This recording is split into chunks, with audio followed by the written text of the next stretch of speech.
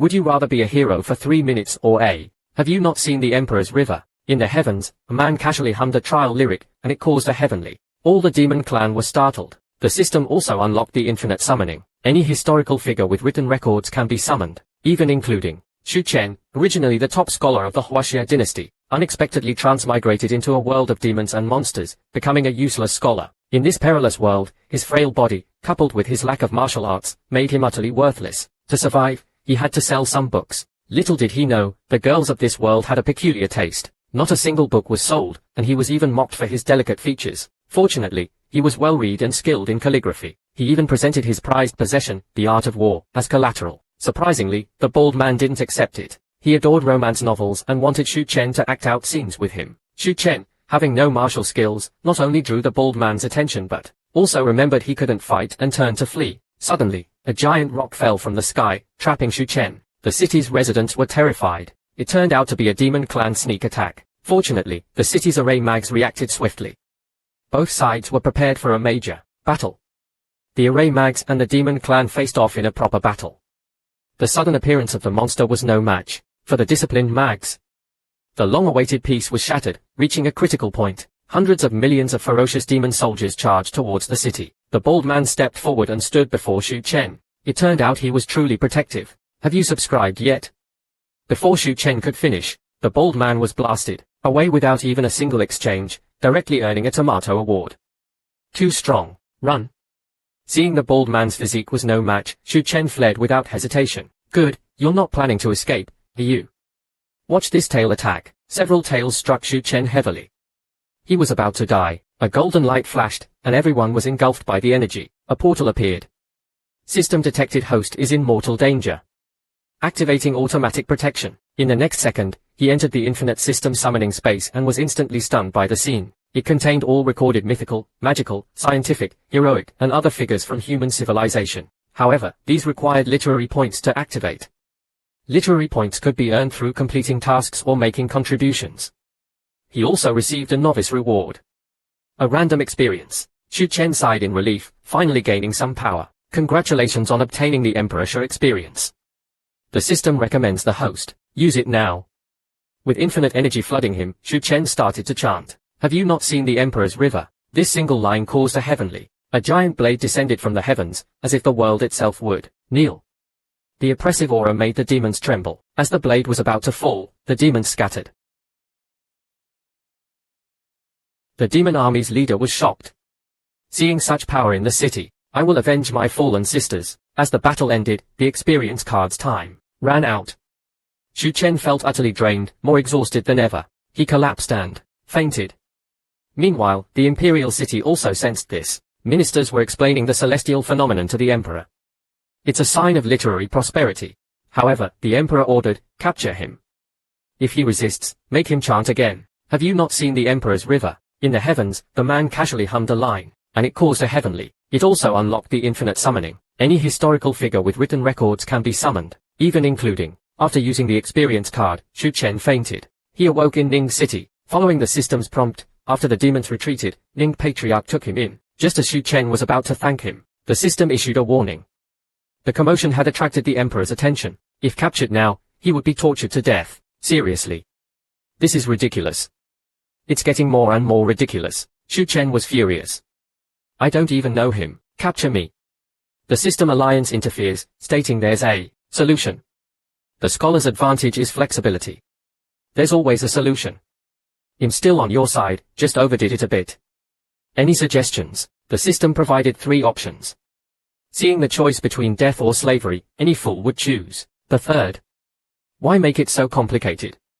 You could have just given me the easy way out. Seeing a path to survival, Xu Chen set off to meet the Ning Patriarch.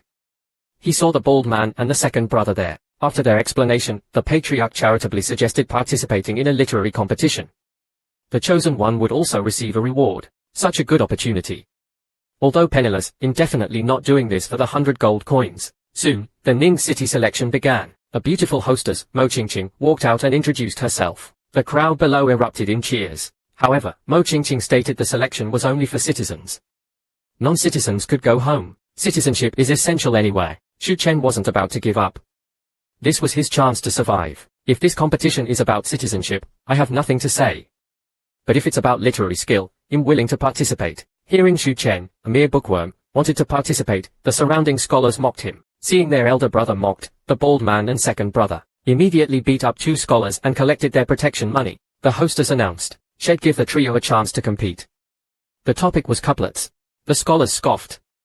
Compared to their brilliance, it was suicide. The first student presented his proud work, filled with arrogance. The serious hostess couldn't say a word. The other 2 students also recited their works, but the hostess was unimpressed. Disappointed, Xu Chen was about to leave when everyone gasped. Several butterflies danced around him as if about to land. Mo Qingqing stared at Xu Chen in surprise. Seeing her hesitation, Xu Chen seized the opportunity, using the emperor's experience, and recited, white clouds, peach blossoms, the Imperial court, the jade rabbit, and the cunning wolf. Zhuge Liang's 100-foot strategy. As the fan unfolded, his charm intensified. Winning over this little hostess was a piece of cake. Peach blossoms fall into the deep pool, not as deep as my love for Ning City. The illusory tree's roots run deep. Mo Qingqing was captivated. In the heavens, the man casually hummed a line, and it caused a heavenly. It also unlocked the infinite summoning. Any historical figure with written records can be summoned, even including falling flowers, stone flowers, love's petals, the emperor's wind. A melody filled the air, a dazzling light illuminating the sky. The participants recalled their first love, the taste of lost youth. My life is a blank slate. Mo Qingqing, enchanted, felt Xu Chen was extraordinary, possessing amazing literary talent. Xu Chen confidently closed his fan. Miss Mo, you can announce the results. It's a draw. Both of you, go home and sleep. We in Ning City don't need trash. Mo Qingqing haughtily declared. Xu Chen easily won the competition. The bald man and second brother congratulated him. A system notification arrived. A stage reward. The Eye of Discernment, an advanced observation technique, especially effective on living targets. However, it requires interaction with the target. Xu Chen was surprised by the quick reward. Suddenly, Ning City began to tremble. Were the demons attacking again? 2 figures appeared. One, incredibly skinny, carried a massive hammer, forcing everyone to dodge. The hammer landed beside Xu Chen, who watched speechlessly. If the hammer wasn't terrifying enough, the other man casually used a fan to destroy it. He then said, I thought Ning City had talented individuals, but it seems everyone here is a weakling. The Ning patriarch retorted, literary prowess is true strength. Dust filled the air. Xu Chen couldn't understand what was happening. He activated the Eye of Discernment. The 2 revealed their true forms, monstrous figures beneath human disguises. Seeing their power, the frightened onlookers fled Ning City. Xu Chen asked the system, should I use the emperor experience? Receiving confirmation, Xu Chen decided Miss Ning wasn't worth the risk and prepared to leave. Mo Qingqing grabbed him. Don't you have any courage? Everyone else left, but you're still here. She thought, my orders are to find someone with talent. I can't let him go. She ordered the 2 monsters to attack. Once again, the trio caused chaos in Ning City. The 2 monsters were toying with Xu Chen. With the Eye of Discernment, Xu Chen knew their plan. Sensing danger, he pushed Mo Qingqing aside and fled. Come back. Despite running far, Xu Chen couldn't find the exit. With his passive skill, he ended up in a courtyard. Suddenly, a voice called out, Xiaoqing, is that you? Please bring my clothes. It's Miss Ling inside. Xu Chen froze, fearing discovery. Miss Ling called again. He had to deliver the clothes. Fortunately, he was experienced in such matters from his past life. He grabbed the clothes and headed towards the room, hoping Miss Ling wouldn't notice. To his surprise, Miss Ling was nearsighted. She turned and asked, who is that? Realizing she couldn't see him, Xu Chen prepared to leave the clothes and go. Seeing he hadn't replied, she grabbed him. Xu Chen was startled. Miss Ling realized this wasn't her maid. In the Qingju kingdom, within the Yi clan territory, the Yi clan elders were holding a meeting in the ancestral hall. The Grand Elder announced, from this moment forth, due to Yi Xian's lack of talent, the position of heir is transferred to Yi Lang. The crowd cheered. A frail voice suddenly echoed, brother is fighting for the family's minds, and you use a false excuse to strip him of his title. Everyone turned. The speaker was a 4-year-old girl, Yi Ling, Yi Xian's younger sister. Hearing about her brother, she came despite her illness. Yi Ling glared. This is unfair. He fought for the family for so many years. This is unfair. A guard approached and slapped Yi Ling. Yi Lang, standing beside the Grand Elder, sneered. Disrespecting elders. Drag her out and give her 30 lashes as a warning. Understood. The guard grabbed Yi Ling's hair and dragged her out. A roar echoed, stop. How dare you touch my sister? A figure rushed in, kicking the guard away. You dare touch my family, Yi Xian. How did he get here? I sent people to kill him. Yi Xian looked up. Your men. He stepped on the guard's face, crushing it. The Grand Elder's face darkened. Insolent. You dare attack the clan elders. Yi Xian, you were stripped of your title. How dare you kill someone in the ancestral hall? He punched Yi Xian, who countered with his own punch. A loud bang echoed. Yi Xian was pushed back several steps. Everyone was shocked. The Grand Elder was a genuine expert, while Yi Xian was talentless. Yet, he only retreated a few steps. The Grand Elder was also surprised by Yi Xian's strength. Yi Lang sneered, a discarded heir. It seems the Grand Elder is getting old. The Grand Elder scoffed. Yi Lang is the awakened chosen one. He is the rightful heir of the Yi clan. Yi Xian was stunned.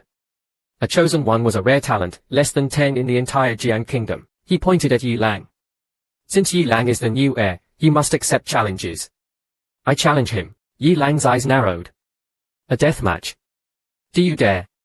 The crowd gasped. Within the Yi clan, irreconcilable conflicts were resolved on the death stage. Yi Xian sneered. Why not? Let's go. Yi Lang was secretly delighted. Was this kid suicidal, or did he think he could win? He said, in a month, when the clan leader returns, we'll fight. He can witness our battle to ensure fairness. Fine. 1 month later, we'll take your life. Yi Xian left with Yu Ling. The Grand Elder looked at Yi Lang. Has been training outside, his strength isn't weak. Are you sure you can win? Yi Lang smirked, a murderous glint in his eyes. I've just awakened. My soul hasn't fully merged with my body. In a month, you won't be a match for me. Yi Xian carried Yi Ling back to his room, gently placing her on the bed. He stroked her bruised cheek. Does it hurt? Yi Ling shook her head, tears welling up. No, but what? You shouldn't have challenged Yi Lang to a death match. Are you sure you can win? Yi Xian smiled. Don't worry. I will win. He'll protect you. I won't let them bully you again. Yi Ling shook her head, tears streaming down her face. I'm useless.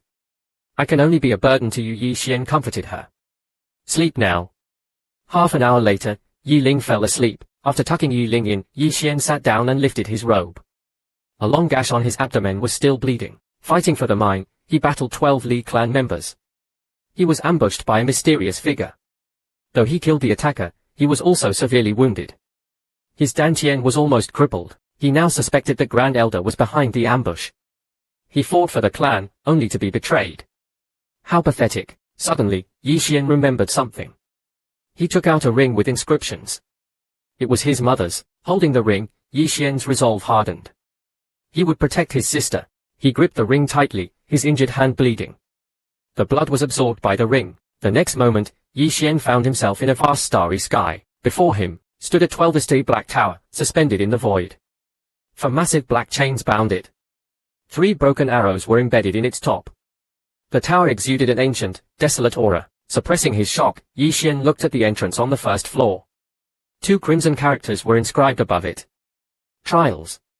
On either side of the entrance were 2 lines of crimson characters, forming a couplet.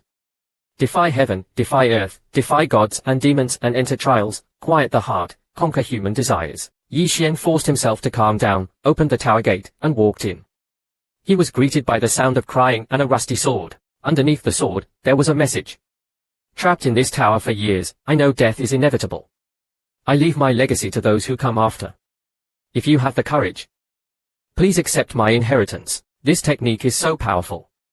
If I can master it, I will definitely defeat Yi Lang, Yi Xian thought. Suddenly, a woman's voice echoed, with a broken dantian, you cannot cultivate this technique. Yi Xian was startled by the sudden voice. Who's there?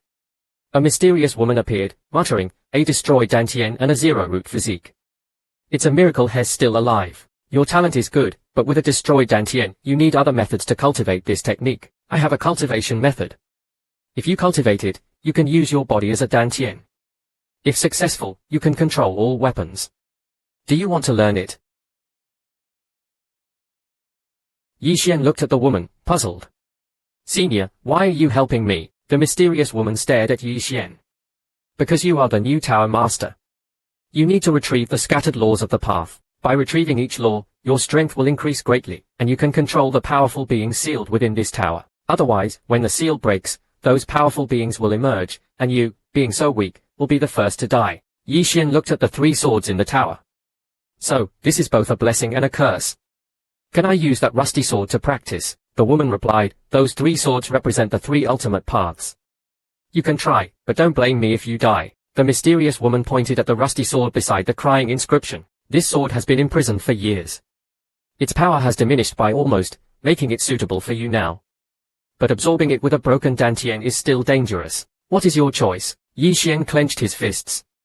Do I even have a choice? Even if it's a life or death situation, I won't give up. The woman looked at Yi Xian reassuringly. Don't worry. I'll guide you. You won't die. Then, she gently waved her hand. A white light enveloped Yi Xian and the rusty sword. Soon, information flooded his mind. Invincible body technique. Use your body as a vessel, refine all weapons to nourish your body, and achieve immortality. A beam of light shot out from the rusty sword and entered Yi Xian's body. In an instant, Yi Xian's eyes widened, and his face contorted in pain. I have to succeed. For Linga, I cannot fail. Inside the Yi residence, the Great Elder smirked. Although our assassins failed, the Li family witnessed Yi Xian's dantian being destroyed. Perfect. The second elder exclaimed joyfully. With a broken dantian, he dares to enter the Tower of Life and Death. This is a perfect opportunity for Yi Lang. As for his sister, leave her to me. The two burst into laughter. Back in his bed, Yi Xian stirred. It's true. I can summon weapons with my body. I'm already at the 6th level, 7th stage. Yi Ling entered. Brother, you finally woke up after 3 days. Yi Xian noticed a red handprint on Yi Ling's face. His eyes turned icy. Who did this? Tears welled up in Yi Ling's eyes. It was the kitchen steward. He gave us spoiled food and insulted you. I couldn't stand it, so he hit me. Yi Xian's face darkened. He stood up, grabbed Yi Ling's hand, and stormed out, heading straight for the Yi residence kitchen. Soon, they arrived. A fat man, the steward, emerged with Elder Yi Ku. Oh, it's the former young master. Elder Yi Ku was just about to betroth your sister to me. Suddenly, Yi Xian appeared before the steward and slapped him hard. I haven't even dared to hit Linga, yet you dare to. The steward coughed up blood. Elder Yi Ku roared, Yi Xian. You dare to kill in front of me. Kneel. He attacked Yi Xian. Yi Xian was furious. You dare to betroth my sister to this scum. You are the one who should kneel. Yi Xian and Yi Ku clashed. Yi Ku was sent flying. Yi Xian stepped on Yi Ku's face. You are too weak. I'm ashamed of you. Die. A shout echoed from the distance. Stop. Ignoring the shout, Yi Xian stomped down. The Great Elder arrived with other elders and guards. Yi Xian, you dare to murder an elder. What do you have to say? Yi Ling rushed to Yi Xian's side, tugging at his sleeve. Brother, the Great Elder is here. Don't mind me. Let's go. It's okay, Yi Xian reassured her. He looked at the Great Elder. I was just getting warmed up. Do you want to fight too? Do you want to fight me right here, right now? At that moment, Yi Lang arrived. Step aside, this fight is mine. I am the one who should fight him. The Great Elder looked at Yi Lang in disbelief. You've reached the 7th level in just a few days. The others were also shocked. 7th level already. His cultivation speed is unprecedented in the Yi family. Under everyone's gaze, Yi Lang nodded slightly. It only took me about 10 days to reach the 7th level. Nothing special. Yi Xian glanced at Yi Lang and chuckled. Since you're not fighting, let's not waste time. He turned and left with Yi Ling. Yi Xian, you, the Great Elder roared. Yi Lang stopped him. Let him go. I'm about to break through to the Jade Qi realm. If I fight him now, people will say I'm afraid of him. The Great Elder sighed in relief. All right then. Yi Lang looked up at the sky, a smirk playing on his lips. I'll let you live a few more days. This trash is still useful to me. Yi Xian and Yi Ling returned to their courtyard. Yi Ling looked worried. Brother, they say Yi Lang is already at the 6th level, 7th stage. Yi Xian chuckled. Are you worried I can't beat him? No? Yi Ling trailed off. Brother, you are the strongest in the world. It's all my fault for dragging you down. I know you gave up the position of young master to Yi Lang so you could use the resources to cure me. Yi Xian interrupted her. Linga, remember, you are my family, not a burden. I will cure you and see you happily married. Yi Ling shook her head. I don't want to marry. If I do, I'll only marry you. Yi Xian burst into laughter. Inside the tower, Yi Xian addressed the mysterious woman. You mentioned a hidden spirit realm between the Qi transformation and Yuan Qi realms. The woman nodded. The spirit realm cultivates the physical body, tripling your strength. Most people don't know about it. Just circulate the sword Qi within your body, and let it temper your limbs and bones. Yi Xian immediately began cultivating, and at that moment, a beam of light shot up from the Yi residence, piercing the sky. The mysterious woman looked at Yi Xian, sighing. A natural Tao body. Just a spirit realm breakthrough can attract heavenly intent. But you are still too weak to expose yourself. Within the Yi residence, the Great Elder led everyone in bowing to the sky. Thank you, heavens, for blessing our Yi family and our Yi Lang. Yi Lang looked up at the heavenly intent, frowning. I'm only at the spirit realm. Why would this attract heavenly intent? If not me, then who? Yi Lang sneered. With this heavenly intent, Yi Lang, will surely shine on the battlefield. Inside the tower, Yi Xian clenched his fists. He felt a surge of power coursing through his body. Even without a dantian, his strength was immense. The mysterious woman patted Yi Xian. The spirit realm is about building a foundation. A strong foundation is crucial for future growth. Suddenly remembering something, Yi Xian asked, Senior, my sister suffers from a strange illness. Can you help her? The mysterious woman fell silent for a moment. I can, but you haven't retrieved any laws yet. You can't bring anyone here. I'm powerless to help. Yi Xian lowered his head, muttering, damn it. I need to find a way to the Earth's core after dealing with Yi Lang. Back in his room, Yi Ling entered, looking dejected. Brother, while you were cultivating, everyone was praising Yi Lang. He even attracted heavenly intent. Yi Xian smiled. Even if the heavens themselves came, I would still win. Come, let's go for a walk. Yi Xian took Yi Ling for a stroll through the city. A figure watched them from above, muttering, that girl is really strange. Dusk fell. A woman in a green robe rode into the city, a silver spear strapped to her back, its tip gleaming like a cold star. She had sensed the heavenly intent. Yi Xian and Yi Ling were walking down the street, chatting and laughing. This is delicious.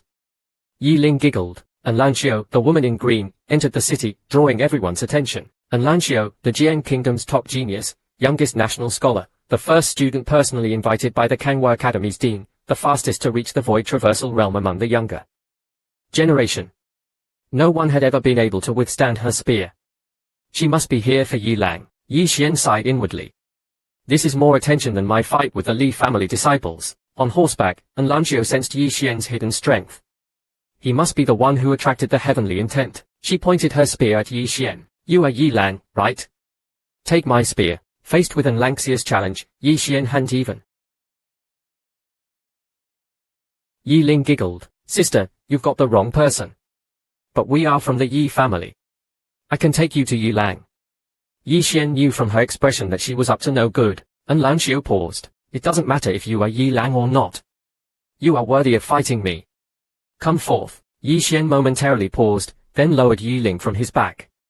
An Lanio, in 2 days, you and I shall duel. Unfazed, An Lanio slightly tilted her head.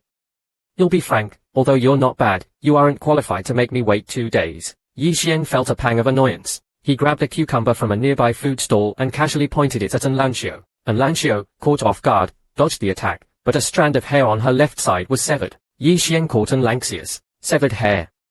Using the cucumber as a makeshift sword, he faced An Lanio. The cucumber stall owner was nearly in tears. My cucumber. Yi Xian felt a bit awkward and returned the cucumber to him. An Lanio's eyes were filled with surprise. Using a cucumber to cut my hair, this kid is actually a sword cultivator. Yi Xian looked at the hair in his hand, marveling. This young lady's hair is so soft. Beside him, Yi Ling, witnessing this scene, instantly turned into a little fan, praising Yi Xian's prowess. An Lanio's eyes narrowed. I underestimated you. So young, yet a sword cultivator. I retract my previous statement. You are qualified to make me wait. Yi Xian brought An Lanio to the Yi family's main gate. An Lanio nodded slightly. Your Yi family having 2 geniuses, one of whom even caused a celestial phenomenon, is quite impressive. Yi Xian smiled faintly without saying anything. Thus, the siblings brought An Lanio back to the Yi residence. An Lanio's arrival caused a stir. The Great Elder personally led a group of elders to greet them. Seeing Yi Xian and Yi Ling, the Great Elder frowned. You 2 disgraceful things. What are you doing here? Get out. Yi Xian glanced at the Great Elder. None of your business. He continued walking with An Lanio, ignoring the Great Elder's outburst. An Lanio frowned slightly. What's going on here? Yi Lang, holding a teacup, said, Listen, you don't know. This Yi Xian is hopelessly mediocre. He previously boasted about challenging me on the death stage. It's laughable. An Lanio was slightly surprised. You say he's mediocre. And you are. The great elder hurriedly introduced him with a smile. Listen, this is the Yi Lang you're looking for. He's a chosen one, blessed by the heavens. Yi Lang looked at An Lanio with arrogance. Only someone of my caliber is worthy of your beauty. Why don't you be reborn and marry me? An Lanio raised her spear, pointing it at Yi Lang. She addressed the great elder. I thought someone who caused a celestial phenomenon would be a genius. But this chi condensation realm trash, whose cultivation is as fragile as a bubble, is the chosen one. Are you mocking me? Hearing these words, Yi Lang flew into a rage. Listen, you, what do you mean? An Lanio interrupted, her expression cold. You're not qualified to speak to me. This was the first time Yi Lang had been ignored since he was born. Under everyone's gaze, his fist shot towards An Lanio. The great elder's face drastically changed, almost scared to death. That's An Lanio. Just then, An Lanio's spear swung, pointing directly at Yi Lang. An invisible pressure rushed towards him. Yi Lang's expression changed drastically, his eyes filled with disbelief. This is sword intent. She comprehended sword intent at such a young age. He froze, unable to move. The disdain on An Lanio's face deepened. If you dared to attack, I might have thought more of you. But sadly, you hesitated. No wonder you had to be reborn. How utterly disappointing. Her words were filled with scorn. She glanced at the Yi family and the neglected Yi Xian and Yi Ling, shaking her head slightly. The Yi family's leadership is truly a group of fools. You'll come find you in 2 days, Yi Xian. She turned and left. Inside the tower, Yi Xian cultivated while asking the mysterious woman about her opinion of An Lanio. The mysterious woman chuckled softly. Average. You and your sister are no worse than her. Especially your sister. She's even better. Yi Xian was startled and moved closer to the mysterious woman. Yi Ling is better than An Lanio. What do you mean? The mysterious woman chuckled. Her face flushed slightly as she pinched Yi Xian's cheek. Don't get so close. He'll tell you later. Getting close to me has no benefits for you. Her expression then turned serious. Right now, your own strength is the most important. I can teach you a sword technique of the mortal realm, profound realm, earth realm, heaven realm, and divine realm. The divine realm is one of the 5 realms, divided into the heaven grade, earth grade, spirit grade, mystic grade, human grade, and mortal grade. Even the best sword technique of the Yi family is only at the mortal grade. The human world is the outer world. The outer world is a type of G. It is divided into the heaven street, the earth street, the forest street, the mysterious street, the human street, and the common street. The best G of Yijia is nothing more than the human world. Thank you. Thank you. Yi Xian repeatedly expressed his gratitude. The woman continued, this technique is called One Sword Decides Life and Death. Yi Xian was puzzled. Senior, why doesn't it have a grade? The mysterious woman explained, this sword technique you could say it's heaven grade, you could say it's mortal grade. Its power depends entirely on your comprehension of the sword. Hearing this, Yi Xian was overjoyed. Wow, that's amazing, Senior. I love you. He tried to give the mysterious woman a hug. She dodged backward, looking at the overly enthusiastic Yi Xian. She said, bringing him back down to earth, don't get too excited. Without enough cultivation, this sword technique is very difficult to master. Yi Xian nodded seriously. I will work hard. In 2 days, I won't disappoint you. 2 days later, the day of the life and death duel between Yi Xian and Yi Lang arrived. The Yi family constructed a large arena several hundred meters wide. The Yi family's intentions were clear to those who cared to notice. They intended to establish Yi Lang's authority. Yi Lin was very dissatisfied with this.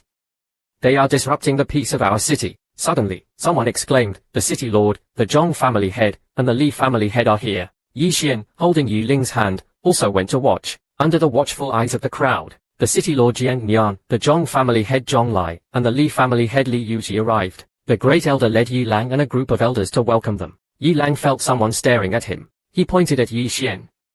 You're courting death. Yi Xian rolled his eyes at Yi Lang. Yi Lang almost rushed to fight him, but thankfully the great elder held him back. He still declared that he would kill Yi Xian in the arena later. After a while, the great elder stood on a high platform and announced, today, thank you all for witnessing the life and death duel between my Yi family's heir, Yi Lang, and the unfilial descendant, Yi Xian. Seeing Yi Xian calmly walk towards the arena, Zhonglai nodded slightly. This Yi Xian's composure and courage are indeed impressive. No wonder he once made those youngsters in my Zhong family suffer. Li Yuji nodded in agreement. This person's decisive and resourceful. A truly remarkable individual. It's a pity the Yi family can tolerate him. Otherwise, with Yi Lang managing internal affairs and him managing external affairs, the Yi family's rise to prominence wouldn't be a dream. City Lord Jiang Nian said, this Yi Lang is the Great Elder's grandson. That man is narrow-minded. He won't allow anyone to threaten Yi Lang's position. The more he thinks this way, the less likely the Yi family will become a prominent clan. True power lies in merit and reputation. Zhonglai nodded slightly. Indeed. With the Great Elder's announcement, the life and death battle began. On the stage, only Yi Xian and Yi Lang remained. Yi Lang looked at Yi Xian and sneered. Next year on this day will be the anniversary of your death. Before he could finish speaking, Yi Xian's fist landed squarely on Yi Lang's face. Seeing this scene, everyone was stunned. Yi Lang was knocked down in the first round. The Great Elder was so angry he started cursing. Yi Xian, you shameless scoundrel. You actually resorted to a sneak attack. Yi Xian retorted provocatively, old fool, the life and death duel has begun. Do I still need to listen to your nonsense? City Lord Jiang also nodded. I also heard the Great Elder announce the start. Where's the sneak attack? The Zhong and Li family heads echoed his sentiment. Well said. The Great Elder gritted his teeth. How can you all collude with Yi Xian? On the death stage, Yi Lang's expression suddenly turned serious. He snarled, now we'll show you the difference between a genius and trash. A powerful aura suddenly erupted from within him. Hes released his chi. Hes actually at the chi condensation realm. How terrifying. Yi Lang is only 18, a true genius. Yi Xian is doomed.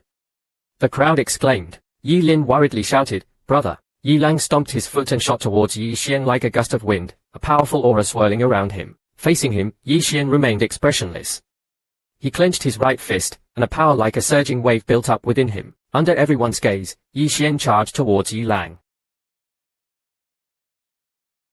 Their fists collided. A loud bang echoed, and a figure flew backward.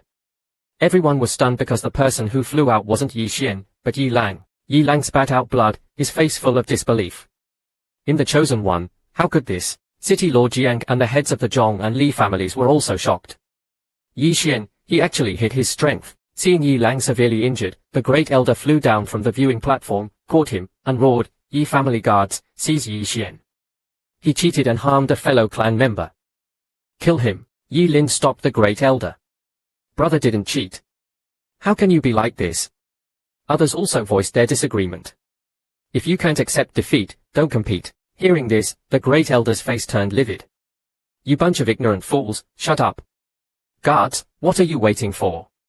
Attack. Suddenly, a voice interrupted him. Hold on. Everyone turned to see that it was the family head, Yi Kang. Yi Kang twirled two orbs in his hand and said calmly. Yi Xian and the Great Elder had an agreement. And you, Great Elder, are still an elder, while he is still the heir. Let this matter rest. The Great Elder was about to object, but Yi Kang interrupted him with a stern look. Yi Xian looked at their performance and chuckled. So, all this was orchestrated by you, family head Yi Kang. Using the Great Elder to suppress me, then using me to suppress the Great Elder, all to consolidate your position as family head. I'd rather not be part of your Yi family. Yi Kang flew into a rage and crushed the orbs in his hands. You dare disobey me? Then Yi Xian is hereby expelled from the family. You'll personally deal with him. Just then, a spear descended from the sky, carrying an overwhelming momentum, and landed between Yi Xian and Yi Kang. At the same time, a voice echoed through the arena. The Yi family's internal strife is truly an eye-opener. City Lord Jiang Nian, upon hearing this voice, immediately flew down to greet An Lanio. An Lanio nodded slightly. Move aside. Don't interfere with my business. She pointed at Yi Xian with her spear. The spear in the ground flew back into her hand. Yi Xian, 2 days have passed. Are you ready for our duel? The crowd erupted in excitement. Great Elder was in a daze. Listen, why do you want to challenge Yi Xian this? An Lanio turned to look at the Great Elder, her eyes like knives. If you say one more word, I will cripple you. Under everyone's gaze, Yi Xian looked at An Lanio. Then please, listen, make your move. As her voice fell, she spread her palm open. In an instant, a sword appeared in her palm. The head of the Li family on the viewing platform changed color. Could this Yi Xian be a sword cultivator? The head of the Zhong family laughed even more heartily. Wow, the Yi family actually let a sword cultivator genius leave. Hilarious. City Lord Jiang was also surprised. Looking at Yi Ling beside him, he said, I didn't expect your brother to be a sword cultivator. I think the celestial phenomenon that day must have been caused by him. Yi Kang, the head of the Yi family, was also filled with regret. Looking at the great elder, he roared, it's all your fault for driving Yi Xian away. As a sword cultivator, the Yi family will be ruined in your old dog's hands. The great elder was also unwilling to admit defeat.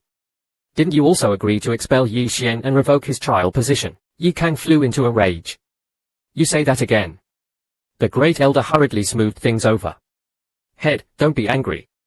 As long as we capture Yi Xian's sister, Yi Ling, we can still turn things around. Yi Kang pointed at Jiang Nian beside Yi Ling. Are you blind, old man? Didn't you see that Jiang Nian has already taken Yi Ling under his protection? Come on. At this moment, on the life and death stage, Yi Xian and An Lanio began to fight. An Lanio thrust her spear forward. This thrust directly targeted Yi Xian's sword. The spear came straight at Yi Xian. The ordinary sword in Yi Xian's hand was CFA. The spear brushed past Yi Xian's ear. Yi Xian shouted, good spear. He grabbed it with his right hand, and pulled An Lanio closer with his left hand. Then, sword, Yi Xian lowered his voice. Missen, forgive me. Then he roared and slammed her down. A bang was heard, the two of them crashed to the ground together. The entire life and death stage trembled slightly, but in the next moment, a figure flew out. This figure flew directly out of the life and death stage. That person was Yi Xian. Outside the life and death stage, Yi Xian slowly climbed up. He wiped the blood from the corner of his mouth and looked at An Lanio. Missen, I didn't mean to offend you just now. An Lanio shook her head at Yi Xian's words. I'm not that arrogant. You are very strong. That last move, I only won because of my advantage in realm. Yi Ling rushed over and hugged Yi Xian. Brother, you're all right. That's great. Yi Xian quickly comforted her. Silly girl, you're still injured. Don't worry, An Lanio nodded. Remembering something, she said, if you have nowhere to go, you can go to the Earth's Core Academy. We'll meet again later, Yi Xian said startled, Earth's Core Academy. That's not a place I can enter. At this moment, An Lanio gave Yi Xian a token, and said, take this. Earth's Core Academy will accept you.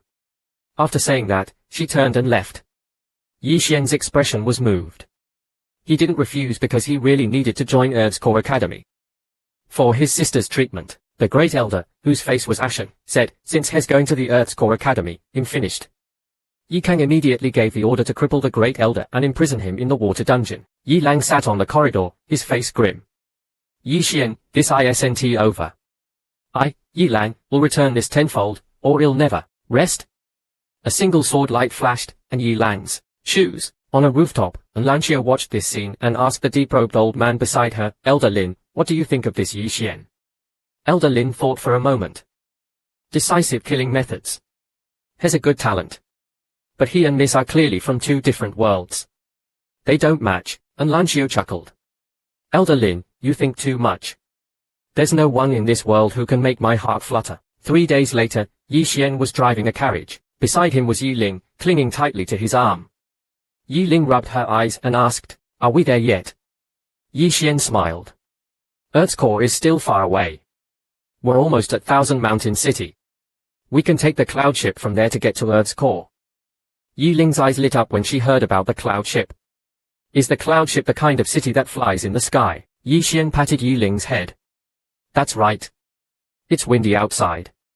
Come inside, don't catch a cold. Suddenly, a voice came from Yi Xian's right. You're really close to your sister, huh? Yi Xian turned his head and was startled. Whoa? Why are you? The mysterious woman said, don't make a fuss. This is just an illusion. No one but you can see it. Yi Xian was curious. Does this illusion have a physical form? He reached out to the mysterious woman. What are you doing? The mysterious woman snapped.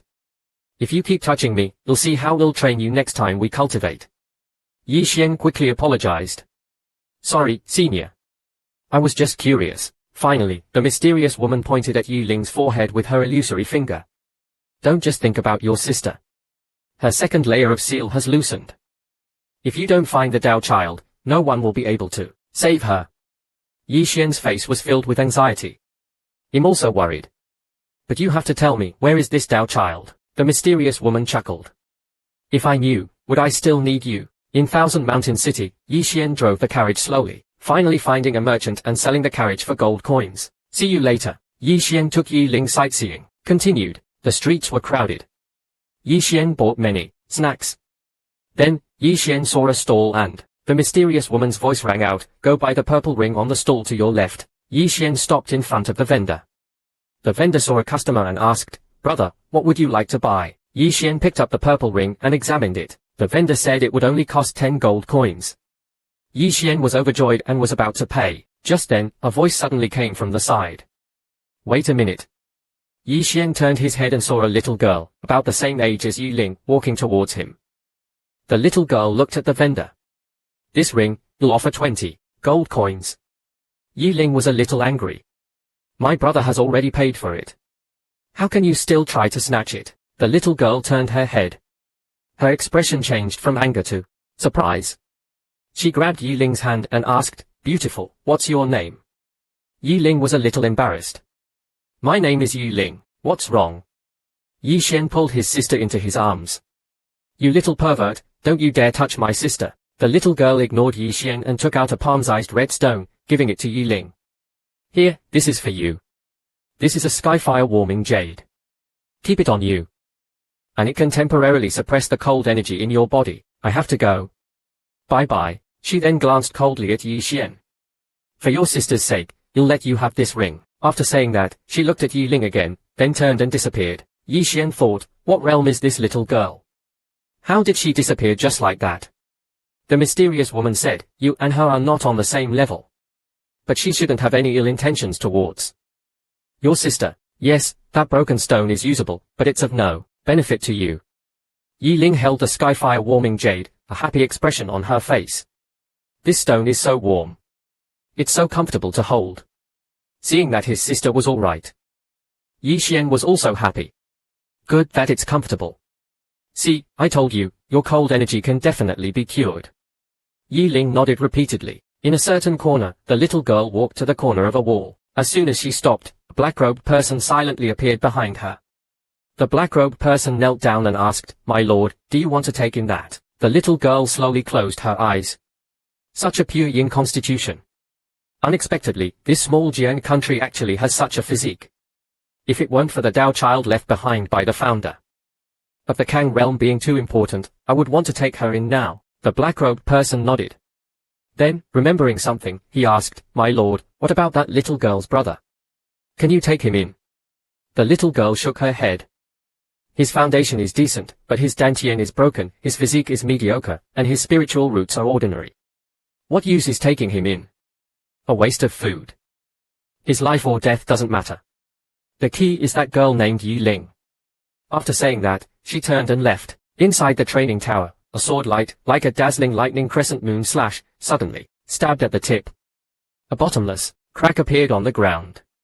Yi Xian looked at the sword mark, gasping for air on the ground. One sword decides life or death. I finally mastered it. Before Yi Xian could be happy for long, the mysterious woman appeared. If you want to become a sword Dao Grandmaster, you need to comprehend your own sword heart. You haven't reached the Qi refinement realm yet, so you're suffering from skill backlash.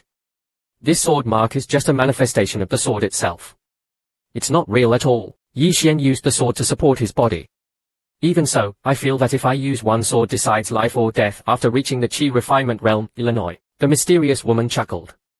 You underestimate this sword technique. You can even use it to fight in the air. She took out the purple ring. I've already unsealed this ring for you. This sword is called the Shadow Thunder Sword. You can activate the ring's formation to draw the power of lightning. You can also use it to Yi Xian's eyes lit up when he heard this, and his eyes shone with golden light. Your eyesight is so good. Why don't we specialize in tomb raiding in the future? We'll definitely make a fortune. The mysterious woman gave Yi Xian a headbutt. Dream on. Go have your daydreams. She then kicked Yi Xian out of the training tower. Yi Xian woke up from the bed, complaining, I was just joking, why hit me? He looked at the ring on his finger, and quickly took it off. This thing is too precious. I'd better put it away for now. Just then, Yi Ling's voice came from outside the room. Let me go. Little girl, don't be so stubborn. No way. I'm not giving in. Yi Xian rushed out of the room. He saw Yi Ling being cornered by a vulgar-looking man. Against the wall, Yi Xian went up and punched the man, then put Yi Ling behind him. Linger, you all right? Yi Ling looked a little scared. I'm fine. I went to fetch water, and this man kept pestering me, not letting me leave. The vulgar-looking man clutched his chest and shouted angrily, Who are you? How dare you attack someone on the Zuictionless cloud ship? Do you want to die? Apologize to me now, and I won't pursue this matter. Yi Xian pointed his sword at the man. Say another word, and I can't guarantee my sword won't. He'll go get another bucket. The vulgar-looking man turned and ran. Help. Murder. Help. Soon, a large group of people rushed out and surrounded Yi Xian and Yi Ling. The leader shouted, Fighting is prohibited inside the Zuictionless cloud ship. Yi Xian looked at the strength of these people. 3 were at the Void Realm, and 6 were at the Jade Qi Realm. This Zuictionler was quite powerful. He's going to kill us. Help. Yi Xian yelled as he saw the frozen men being dragged away. A dignified woman wearing ornate eyebrows appeared. I'm Han Xiangmeng, manager of Supreme Fragrance Tower. The rules of Cloud Ferry are absolute. Even if you are a sword saint. It makes no difference. Jump yourselves, or I'll throw you off. One of the men begged for mercy, but the woman remained impassive as he was pulled away. Han Xiangmeng looked at Yi Xian. The rules of Cloud Ferry are absolute. Even if you are a sword saint, it makes no difference. Will you jump, or shall I throw you off? This thing went to bed first. There was a pair of things that were lost. I knew that yesterday our 2 folks left. If you want to try it in the news, please replace it with. I hope there is a part with. Hi son please. Yi Xian's eyes narrowed slightly. Being a sword saint makes no difference. I wonder if being a great sword saint will break your little game. As he spoke, he gripped his sword tightly. A faint shimmer of sword energy flickered around the blade. Han Xiangmeng was momentarily doubtful, but seeing the sword energy, she didn't question further. Therefore, someone arranged a special room for Yi Xian. The World Health Organization's acting younger brother and sister arrived at the special room. After entering, they were completely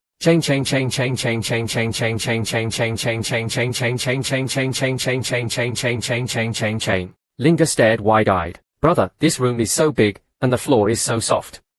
Yi Ling exclaimed. Yi Xian chuckled. Linger, you've never seen anything like this before.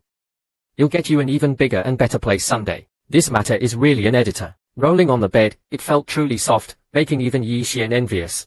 Han Xiangmeng led Yi Xian to a dining table and invited him to eat. While she spoke, Han Xiangmeng felt a gust of wind beside her ear. Yi Xian had already started devouring the food.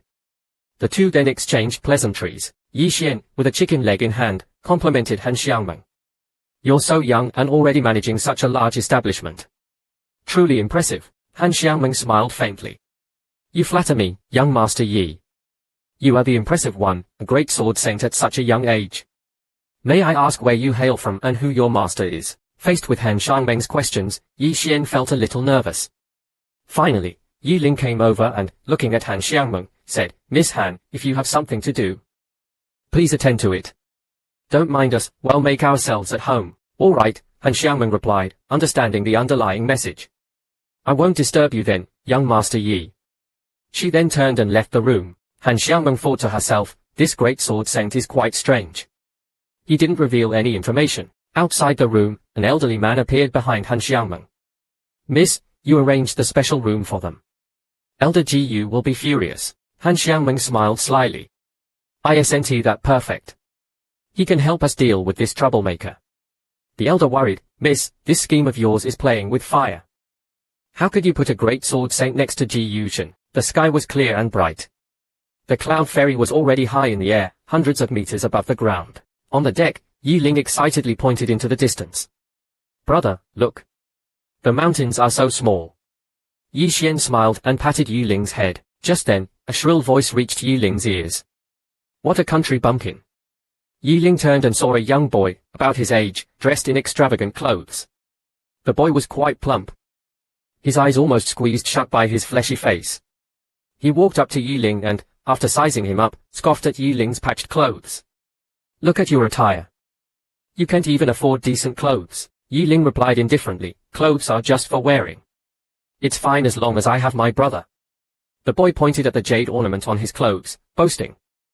This top-grade spirit jade is worth a fortune. Let's go, Yi Ling said, pulling on Yi Xian's sleeve. Brother. The boy sneered. My father is Lu Xiaoran, the city lord of Thousand Mountain City. What's so great about your brother? Yi Ling glanced at the boy and retorted. My brother says that one should be modest, or it's easy to get bullied outside. The boy just shook his head. They wouldn't dare bully me. My father said I'm not fat, I'm strong. Yi Ling shook his head, looking at the boy with pity. Your father is really. Yi Xian stroked Yi Ling's head. Is this your new friend? Seeing this, the boy scoffed. He ran to a middle-aged man chatting nearby. Dad, teach him a lesson. Inside Han Shangmeng's room, a plainly dressed elder stared at her. I heard you put an unknown boy in the special guest room. Han Xiangmeng feigned innocence. Yes, there is such a thing. Elder Ji, that young man is a great sword saint. Is there a problem with that? The elder chuckled. A great sword saint. A 17 or 18-year-old boy. You might as well say An Lanio, the national scholar. Han Xiangmeng pouted. Elder Ji, it seems you're determined to oppose my brother. Elder Ji sneered. How dare I, Miss Han, I'm simply doing my duty. If you disagree, you can complain to the family. He thought, you want to recruit people. I won't let you. Please continue speaking. If the third miss wants to make a fool of herself, then he'll have to personally handle it. With that, he slammed the door and left. After Elder Ji left, the previous elderly man appeared again. Miss, scheming against that young man, and Elder Ji is playing with fire. Han Xiangmeng looked thoughtful. This is an opportunity. The family sent me to my brother's territory to isolate me. If I do nothing, you'll never control the business in Thousand Mountain City. Elder Ji brought the guards to the deck and tossed Yi Xian and Yi Ling's luggage in front of them. He sneered, the special rooms of Supreme Fragrance Tower aren't for poor trash like you. Yi Ling tried to explain, it was Miss Xiaomeng who let us stay there. Elder Ji scoffed, did you pay? Do you own the Cloud Ferry? The plump boy, seeing this, urged his father, Dad, they are bullying people. The middle-aged man shook his head. Let's see what happens. Yi Xian picked up their luggage, and put it on his back. So this is how Supreme Fragrance Tower does business. You'll remember this lesson. Since we're not welcome, well leave. Elder Ji sneered, no tickets. I think you're just thieves trying to sneak into the special rooms. Seize them and throw them off the Cloud Ferry. The guards rushed towards them. Seeing the guards approaching, Yi Xian shielded Yi Ling. Suddenly, spiritual energy surged from his body, and sword intent filled the air. The approaching guard was instantly killed. A mysterious woman watching was shocked. He's actually a sword master. The middle-aged man next to the plump boy exclaimed in surprise, how is that possible? City Lord Nianxin was shocked. He anxiously asked, Dad, what's a sword master? The middle-aged man replied, why don't you ever read? Only by comprehending sword intent can one become a sword master. Currently, there's only one sword master in the entire Jiang Kingdom. This young man has a bright future. Yi Xian shielded his sister. Touch my sister, and he'll make you pay. Elder Ji, enraged, retorted, you dare. Who do you think you are? Green light flickered in his hand as he attacked. From afar, a voice cried out, no. That Elder Ji is a spirit void realm cultivator. Even if that boy has comprehended sword intent, he won't win. Inside Han Shangmeng's room, a servant rushed in. Miss, it's bad. Yi Xian has comprehended sword intent. Elder Ji is losing. Han Shangmeng's face paled, and she dropped the teacup in her hand. Comprehended sword intent. How is that possible? The elderly man urged, we must stop Elder Ji. We can't afford to lose a future sword master. Han Xiangmeng nodded. All right, it's time for me to make an appearance. On the deck of the Cloud Ferry, Elder Ji was kicked to the ground by Yi Xian. Elder Ji, face contorted in rage, threatened, I'm an elder of Supreme Fragrance Tower. If you touch me, they won't let you off. Yi Xian's sword energy intensified. Whether Supreme Fragrance Tower lets me off or not isn't your concern. You won't live to see tomorrow. Just then, Han Xiangmeng appeared before Yi Xian. Young Master Yi, please calm down. Supreme Fragrance Tower will certainly compensate you for this. Han Shangmeng's voice abruptly stopped as Yi Xian grabbed her wrist. His expression was cold. Miss Han, your timing is impeccable. You're involved in this as well. The surrounding guards were terrified. Young Master, please let go of Miss. Elder Ji struggled to his feet. Of course she's involved. She wanted to use you to deal with me, then gain your favor. She miscalculated. Sigh. Han Xiangmeng hurriedly explained, no, that's not it, young Master Yi. Ignoring her, Yi Xian's sword energy intensified in his hand. Elder Ji Yu was instantly knocked unconscious. Lu Xiaoran was also shocked. Sword master. This kid is a great sword master. No wonder he's so strong. Yi Xian threw Han Xiangmeng aside. Yi Xian, repay kindness and revenge. You served me and my sister a meal, so we'll spare you this time. Don't appear before me again. Just then, a voice boomed from above. What impressive skill. Startled, everyone looked up. Standing on the back of a flying crane was an elegant middle-aged man holding a white jade fan. He looked at Yi Xian with interest. Such talent in our Jiang kingdom. May I ask which faction you belong to? I'm curious what power allows you to kill people from Supreme Fragrance Tower. Facing the Tower Lord's question, Yi Xian smiled. So, if my backing is powerful enough, I can kill as I please. The Tower Lord laughed. Are you dreaming? I'm wondering if I should eliminate your backing along with you. Lu Xiaoran spoke up cautiously. Tower Lord Han, could you give me some face and let this matter go? Tower Lord Han scoffed. City Lord Lu is surprisingly benevolent. But this is Supreme Fragrance Tower's business. I advise you to stay out of it, Lu Xiaoran said softly, bullying two children. Aren't you afraid of being ridiculed, Tower Lord Han? Suddenly, Han Ru appeared behind Lu Xiaoran and warned, you'll say it again. This is Supreme Fragrance Tower's private matter. I don't care whose face it is. Yi Xian bowed to Lu Xiaoran. Thank you for your kindness, City Lord. Supreme Fragrance Tower wants to bully people, let them. There's no point reasoning with them. Indeed, Han Ru sneered. In this world, strength reigns supreme. Supreme Fragrance Tower will bully whoever we want. Any objections? Since you won't reveal your backing, I assume you're acting alone, of course. Yi Ling hugged Yi Xian. No? If you want to kill someone, kill me. Don't kill my brother. In the afternoon, Han Xiangmeng and the white-haired old man, Tower Lord Han roared furiously, shut up. Go plead with the family head yourself when we land. He then looked at a nearby elder. Hang their bodies from the cloud ferry. Let everyone know that Supreme Fragrance Tower bullies whoever we want. If they are not happy, let them come. Just then, a woman appeared on top of the cloud ferry. The mysterious woman exclaimed, well said, well said. Yi Xian, watch closely. Today, we'll teach you what true strength is. Hearing this, Yi Xian was stunned. What's going on? Senior, could you come out? The mysterious woman shouted. With a flick of her wrist, the river below suddenly. As everyone watched in astonishment, the river water converged into a giant hand. Sword. The river below was almost instantly emptied. Witnessing this scene, everyone in the arena was. Master Han Ru was drenched in cold sweat, unsure of what would happen next. The mysterious woman wasted no time. The watery energy in her hand transformed into a streak of sword light, flashing across the arena, charging straight at Master Han Ru. All right, Master Han Ru cried out. Not good. Without hesitation, he slammed his hands together.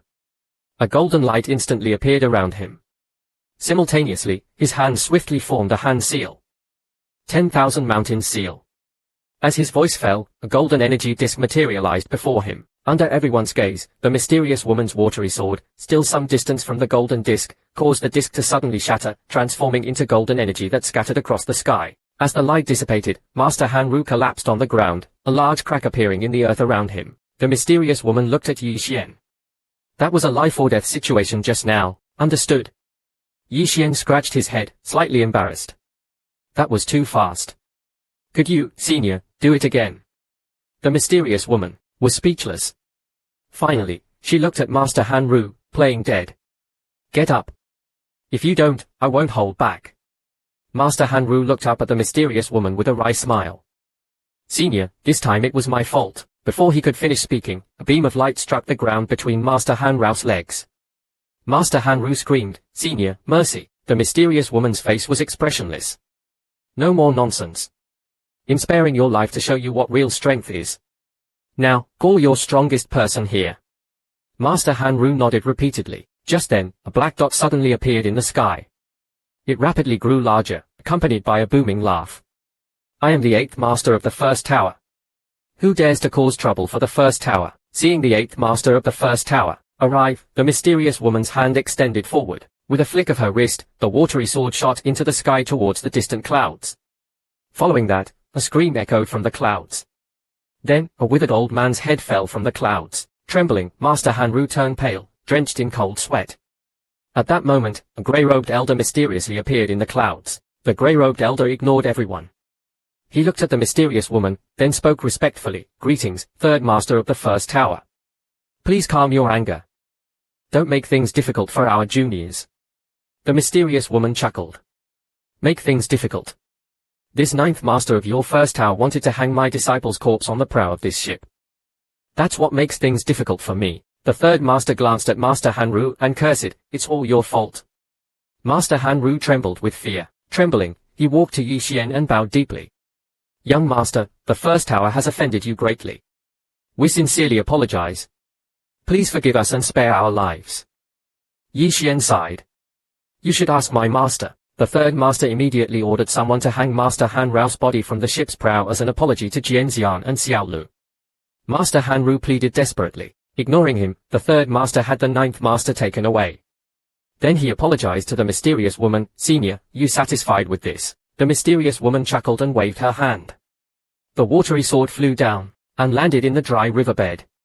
Instantly, the river reappeared, and the spiritual energy within it increased significantly. The elder's eyes widened, his heart filled with shock. The mysterious woman gradually faded, her voice echoing again, "Consider this a lesson. The first tower's actions are unacceptable." "I understand." Waking up, the third master looked at Han Xiangmeng. "For your grandfather's sake, we'll spare you. Go home and reflect on your actions. You no longer have any authority in the first tower." Han Xiangmeng nodded repeatedly. The white-haired elder sighed. "Miss, it's fortunate that Jianxian didn't hold a grudge. Otherwise, we wouldn't have escaped death." Han Xiangmeng also felt regretful. "But I've also lost the opportunity to recruit her." He regained his composure. The third master approached Yi Xian and gave him a purple card. "Young master, as compensation, please accept this VIP card of the first tower." Yi Xian didn't refuse. He took the card and bowed slightly. "Thank you. If there's nothing else, we'll take our leave." Just then, a voice echoed, "My dear, was the mysterious woman's appearance just now an illusion?" Yi Xian wrapped his arm around the mysterious woman's neck. "Ha ha ha. That was so satisfying. Senior, how are you still here?" The mysterious woman blushed slightly and grabbed Yi Xian's arm. "Yi Xian, could you teach me that?" "I'll let you, considering you protected my sister. A cultivator should help other cultivators." The mysterious woman's tone suddenly changed. "However, there's a price for this outing. The wind barrier on the second level will disappear in 4 months. You know what will happen then. If you can find a solution, you'll die." After some time, the ship's staff reminded passengers to remain seated until the ship landed safely. The ground grew closer and clearer in everyone's view. The city wasn't very large, with a population of around 1 million. It had an ancient appearance, clearly with a long history. However, it exuded a vibrant atmosphere. The ship slowly descended, finally stopping at the landing point. Yi Xian and his sister started to disembark. Suddenly, a voice called out, "Big brother." Yi Xian and Yulin turned around. It was the chubby boy they had met earlier. Yi Xian was slightly puzzled and asked him, "What's up?" The chubby boy looked nervous, clenching his fists. I want to become." Yulin grabbed Yi Xian's arm and said to the chubby boy, "If you call my brother big brother, then you should call me big sister." The chubby boy was embarrassed and reluctant, but he mumbled, "Little sister." Yulin then smiled. At this moment, Lu Xiaoran approached and greeted Yi Xian. "The bond between you siblings is truly enviable." Yi Xian cupped his hands towards Lu Xiaoran. "Thank you for your help on the ship." Lu Xiaoran waved his hand. "Don't mention it. I didn't do much. By the way, since you've just arrived in Didu, you probably haven't found a place to stay yet. Why not come to my residence as guests?" Yi Xian initially wanted to refuse. He had planned to go directly to Kangmo Academy, but he couldn't resist Lu Xiaoran's enthusiasm and agreed. Han Xiangmeng stomped her foot in frustration. Lu Xiaoran ordered his servants to prepare a meal and drinks to celebrate with Yi Xian. The chubby boy, holding a chicken leg, said, "Uncle Lu, stop drinking. I still need Big Brother to teach me how to cultivate. Don't delay your son's path to becoming a powerful cultivator." Lu Xiaoran glared at his son. "Even a beating can't stop your mouth. Do you think becoming a cultivator is that easy?" Yi Xian looked at the chubby boy, smiling. "It's not impossible for you to become a cultivator, but there's a condition. You have to lose weight first." Upon hearing about losing weight, the chubby boy dropped his chicken leg. but I'm still growing. Just then, a servant came to report, Master, the Crown Prince is holding a banquet tonight and invites you to attend. Lu Xiaoran looked at Yi Xian. Perfect timing. Yi Xian and little Yi are also here. If you don't mind, let's go together tonight. How about it? Yi Xian asked, if it's the Crown Prince's banquet, can we? Lu Xiaoran explained, every year, talented individuals come to Didu to attend the Kangmo Academy entrance exam. This banquet is meant to welcome everyone. Your admission to Kangmo Academy is guaranteed. This is a good opportunity to get acquainted with everyone beforehand. Connections are very important in Didu. Yi Xian thought for a moment and nodded. Lu Xiaoran's words made sense. Moreover, since talented individuals from all over would be there, someone might know how to cure Yi Lin's cold poison. Yi Xian gratefully accepted the invitation. However, Yi Lin, who was sitting beside him, was feeling sleepy and didn't want to go to the banquet. Yi Xian stroked his sister's head. All right, you can rest well later. You'll be back soon. The streets of Didu were brightly lit at night, bustling with pedestrians. Lu Xiaoran brought Yi Xian to a restaurant in the city center. The restaurant's name, ironically, was First Tower. Lu Xiaoran led them inside. A charming woman approached. Master Lu, the Crown Prince has arranged some entertainment. Would you like to? No need, Lu Xiaoran interrupted calmly, just take us to the Crown Prince directly. As you wish. The three followed the woman. Yi Xian asked, Uncle Lu, what entertainment was she talking about just now? Lu Xiaoran looked embarrassed. What entertainment? You must have misheard. I didn't hear anything. Having entered the restaurant, they proceeded inside. The first tower was incredibly spacious and luxuriously decorated, with gold and jade everywhere. Even the waitresses serving tea and water were exceptionally beautiful. Soon, the woman led them to a room. Lu Xiaoran turned to Yi Xian and Lu Ming. Young master, wait here for me. You'll go see the Crown Prince and be back shortly. Lu Ming looked at the thin layer of dust on the ground with a grimace. Big brother, even the dust here is probably worth a fortune. The first tower is even richer than our family. Just then, a young man approached. He bowed slightly to Yi Xian. I am Yu Bo, the young master of the Chuancheng Yu family. May I ask your name, brother? Yi Xian replied, Yi Xian of Qingcheng. A loose cultivator. The young man was slightly taken aback. Then his eyes lit up. Yi Xian. His expression turned cold. Excuse me, he said, turning away. The young man walked to the side and whispered to another man, I am Yu Bo, the young master of the Chuancheng Yu family. May I know your name? The man replied. Mo Xiao, the young master of the Yu Cheng Mo family. Greetings, brother Shu. The first young man's eyes immediately widened. The Mo family that owns dozens of gold mines. The other man nodded. Indeed. The first young man grabbed the other's arm, smiling. Brother Mo, we hit it off at first sight today. Let's have a few drinks together. Witnessing this, Yi Xian and Lu Ming exchanged glances. Lu Ming clenched his fists. Big brother, this guy has terrible judgment. Should I teach him a lesson? Yi Xian looked at the chubby boy and shook his head with a smile. It's normal for people to have different values. The chubby boy was about to say something when a voice interjected, well said. You must be Master Lu's guest. A handsome young man approached. Lu Xiaoran stood up. The surrounding people were startled upon seeing the young man. Look, it's the Crown Prince. This person must be extraordinary to have the Crown Prince's attention. Yi Xian looked at Lu Xiaoran, who quickly introduced, Young Master Yi Xian, this is His Highness, the Crown Prince Jian Nianshou. Yi Xian bowed slightly. Greetings, Your Highness. The Crown Prince looked at Yi Xian, slightly displeased. Master Lu is truly senile. This person is merely at the Qi transformation realm. Does he deserve such attention from me? No, wait. Master Lu is a cunning old fox. He wouldn't do this without reason. This must be his trick to make me appear discerning in public and attract talented individuals. This Yi Xian must be. The Crown Prince turned to Lu Xiaoran, thinking, you're always playing these little tricks. Lu Xiaoran looked confused. The Crown Prince isn't even trying to recruit Yi Xian. What a waste. Just then, an excited voice rang out, Mo Suiqin has arrived. The Crown Prince, ignoring Yi Xian, said to Lu Xiaoran, Master Lu, I suddenly have some urgent matters to attend to. You'll leave for a moment. You'll be back soon. Lu Xiaoran was dissatisfied. Wait, Your Highness. Young Master Yi Xian is still here. The Crown Prince ignored him. All right, I know what you're trying to do. However, Miss Mo's status is extraordinary. He'll come back to play along with you later. He turned and left. Yi Xian, slightly confused, looked towards the distance. He asked Lu Xiaoran beside him, Uncle Lu, who is Mo Suiqin? Even the crown prince is so eager to greet her. Lu Xiaoran smiled. She's no ordinary person. She's known as the most beautiful woman in Di. Yi Xian was surprised. The most beautiful woman. Is she even more beautiful than An Lanio? Lu Xiaoran was so shocked that he almost choked on his wine. After he recovered, he explained, An Lanio is famous for her martial prowess, not her beauty. Mo Suiqin, on the other hand, is renowned for her appearance. Moreover, she's from the Mo family, an ancient and influential clan that even the royal family treats with respect. Now, all the princes want to form an alliance with her to contend for the throne. Yi Xian sighed.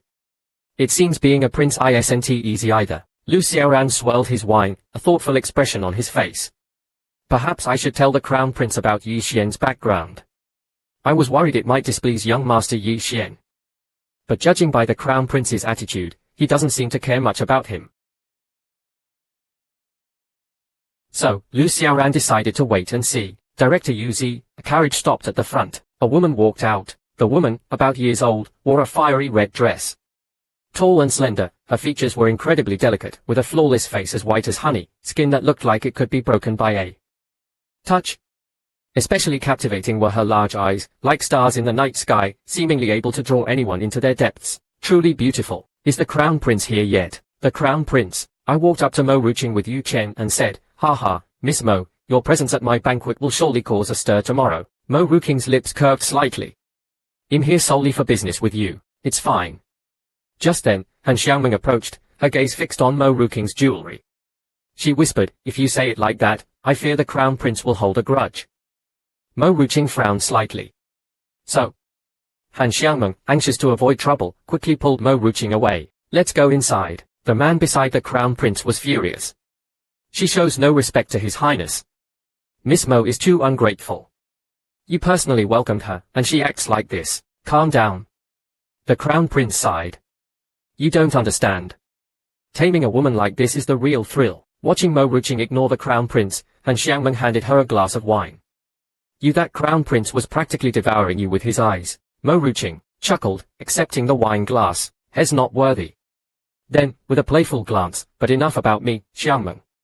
When you came in, you kept staring at that young man. Could it be? Han Xiaoming blushed slightly, embarrassed. No, I wasn't. I'm not blind. Mo Ruqing observed her expression, a strange look on her face. Xiaoming, are you really interested in him? Stop it. She suddenly warned, men are merely tools for us to gain power. A little flirting is fine, but don't get attached. Besides, his presence here likely means he wants to curry favor with the crown prince. Han Xiaoming looked thoughtfully at Yi Xian. Perhaps. He's just a man. Let's not bother with him. A mysterious smile played on Mo Ruqing's lips. Provoke interesting word. I like it. My dear sister, she continued, pulling Han Xiaoming along, today I'll teach you how even the most mysterious man can't resist my charm. Han Xiaoming's face flushed slightly. Ching, if you must go, please be polite. He's not what? Mo Ruqing approached Yi Xian, her eyes sparkling. How may I address you, young master? And from where do you hail? Yi Xian, seeing Han Xiaoming as well, assumed Zui Xianlu had come for revenge. Faced with Mo Ruqing's questions, he simply replied, Yi Xian. A rogue cultivator. A rogue cultivator. Mo Ruqing raised an eyebrow. A rogue cultivator wouldn't have an invitation. How did you get in? Yi Xian, annoyed by her attitude, retorted. Who are you? Why do I need to explain myself? Lu Xiaoran quickly pulled Yi Xian aside and whispered, young friend Yi Xian, this is Miss Mo Ruqing. Mo Ruqing looked at Yi Xian, her mind racing. Just a gold-digging brat, nothing special. Beauty is truly in the eye of the beholder. But no man in this world can resist my charm. Boldly, she smiled. Young Master Yi, don't misunderstand. I merely wish to befriend you. Perhaps you join me at my table. Yi Xian politely declined. I'm sorry, Miss Mo, but my friends are here. Perhaps another time. He knew this woman was trouble and wanted to avoid any entanglement. The surrounding onlookers were stunned that Yi Xian had rejected the most beautiful woman, their jaws dropping. Han Xiaoming, remembering the rumors of Yi Xian's power, quickly tugged at Mo Ruqing's sleeve. Qing, let's not force him. Let's go back. Mo Ruqing, feigning tears, said, does young Master Yi look down on me just because I'm a woman? Seeing the damsel in distress, the surrounding men began to criticize Yi Xian. Mo Ruqing was inwardly delighted. Facing the pressure of public opinion, let's see what you'll do now. Yi Xian again politely declined. I'm sorry, Miss Mo. Please return to your seat. Mo Ruqing was surprised he refused again. Suddenly, a burly man from the crowd shouted, you brat. How dare you speak to Miss Mo like that?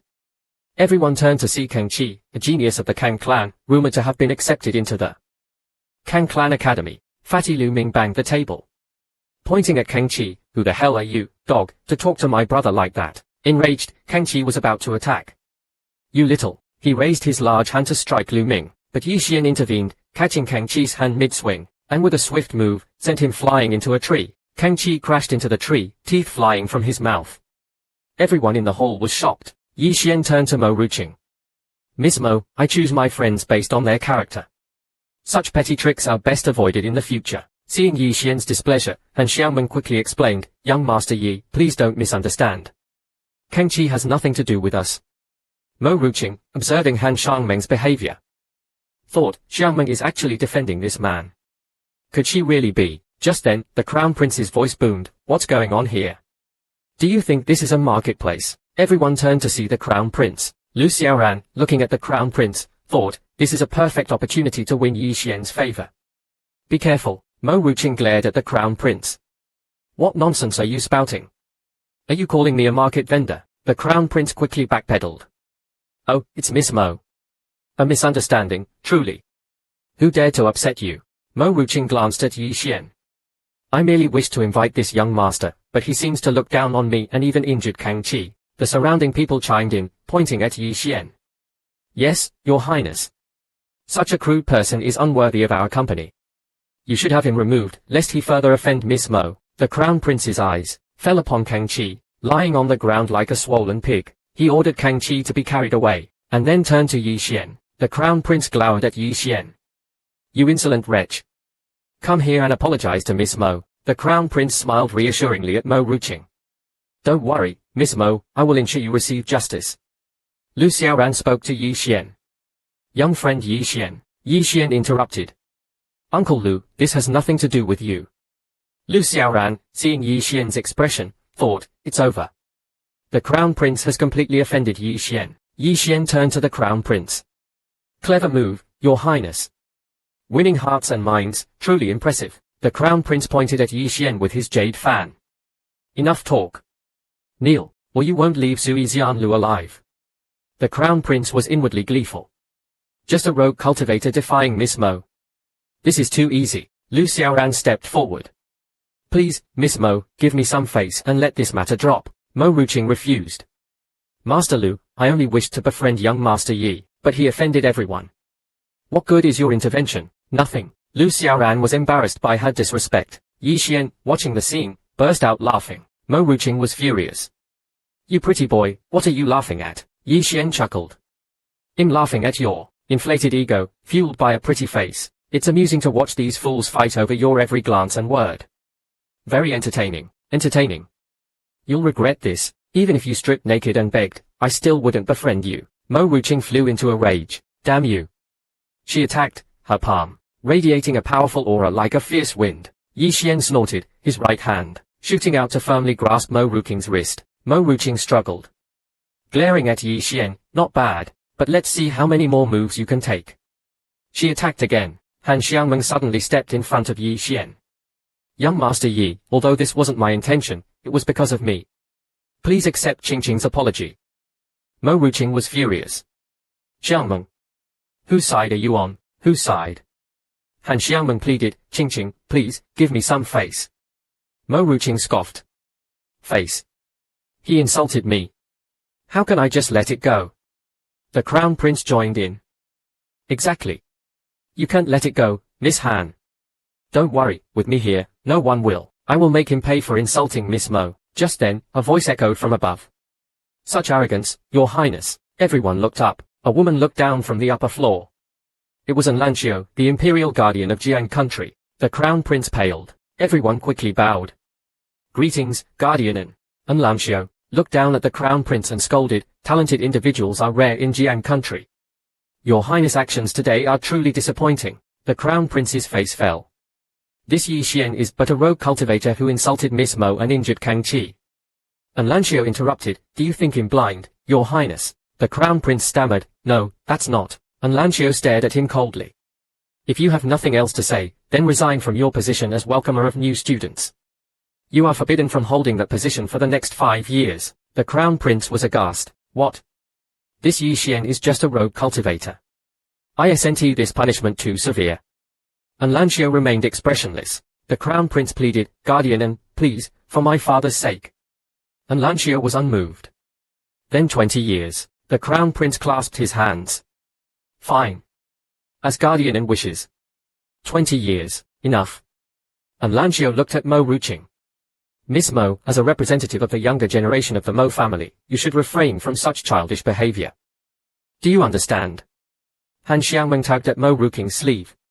"Ching, this is Guardian An. So, An Lanio, are you resentful that you failed, or are you simply..." As her voice fell, a powerful aura suddenly surged from An Lanio, sweeping outwards.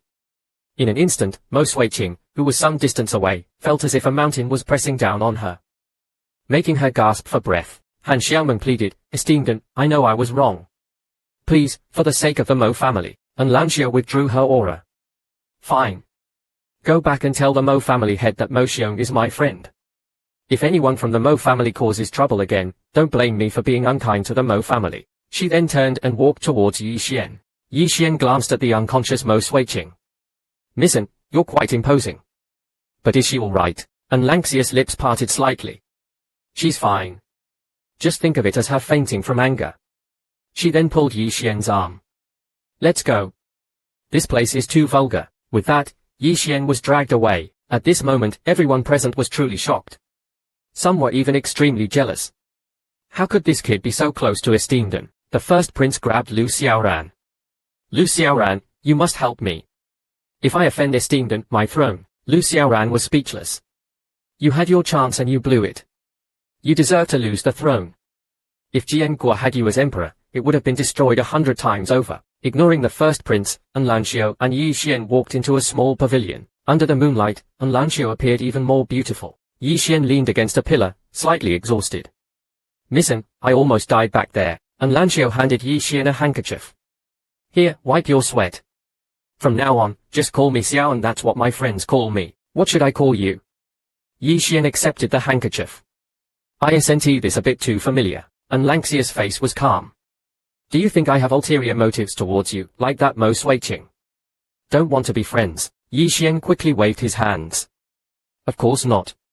But still," An Lanio smiled playfully. "Fine. I'll call you Xiao Xuanzi then." Yi Xian was instantly speechless. An Lanio looked at Yi Xian. "I didn't expect Xiao Xuanzi to comprehend Jianxin in just a few days." "Impressive." Yi Xian was puzzled. "How did you know I comprehended it?" An Lanio explained, "It's because my eyes are special. I can see a person's true nature." Seeing Yi Xian's misunderstanding, An Lanio added, "Not the nature you're thinking of. You'll really get angry if you keep thinking like that." Yi Xian laughed. "I know. I wasn't thinking anything. Actually, my cultivation hasn't even reached the human feather realm. I almost..." An Lanio patted Yi Xian's shoulder comfortingly. "Realm doesn't mean everything. Strength is what matters. I think even a typical zero void realm cultivator might not be your match."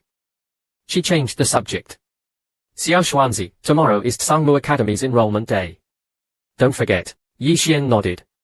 "Don't worry, I will definitely get into Tsangmu Academy.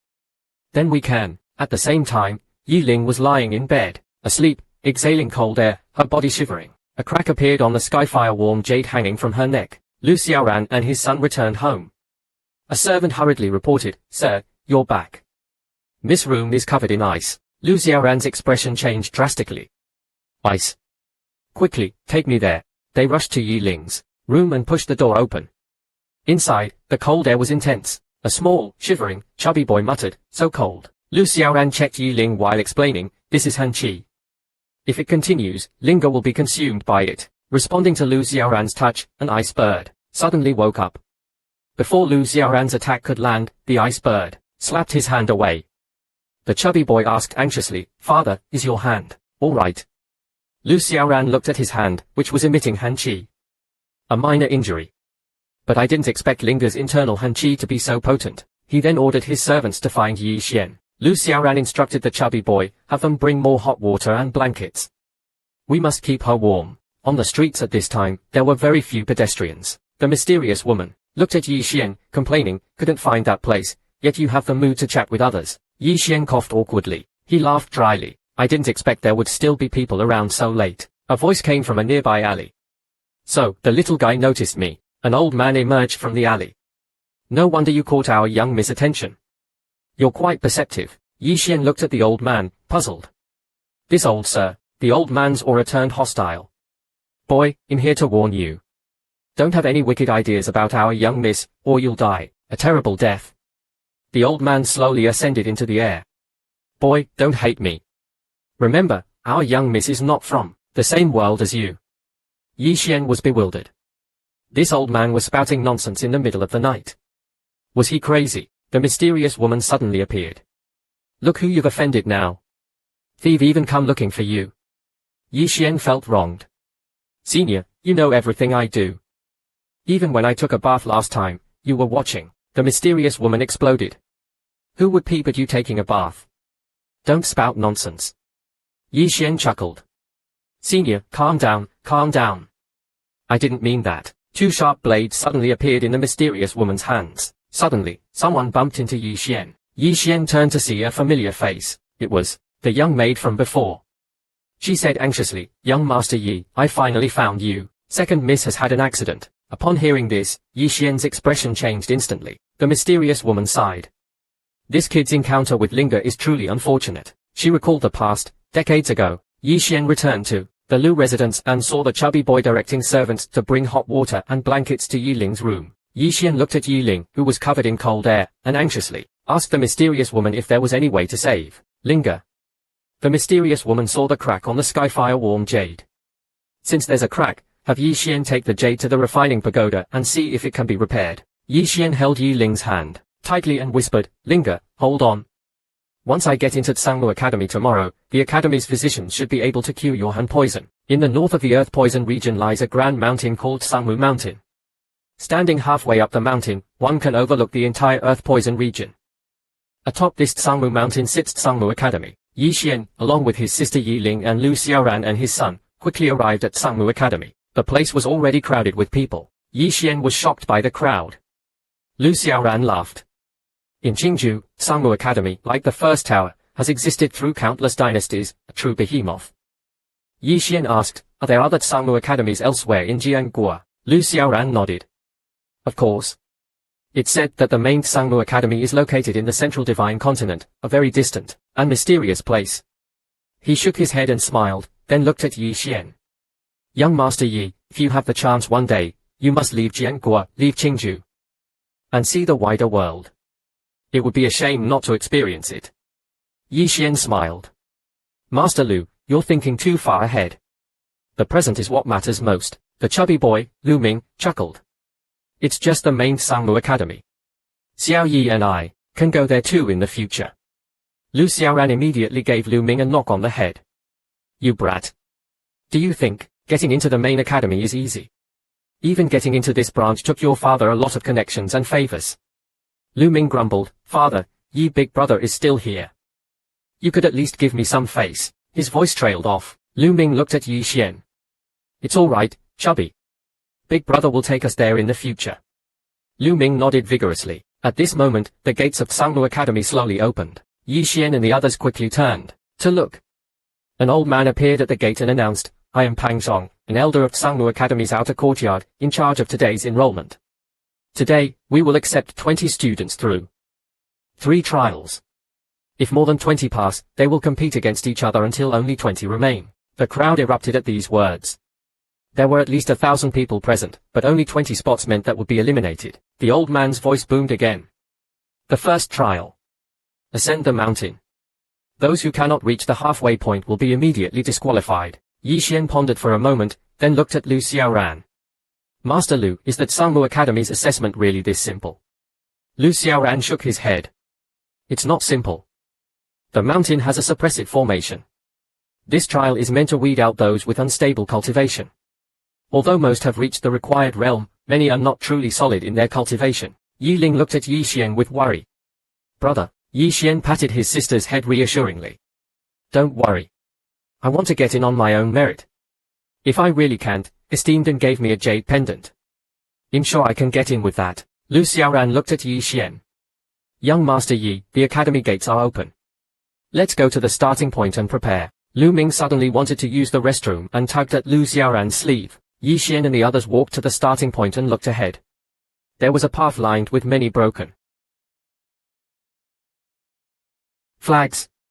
Looking up, they saw stone steps leading upwards. The mysterious woman appeared beside Yi Xian.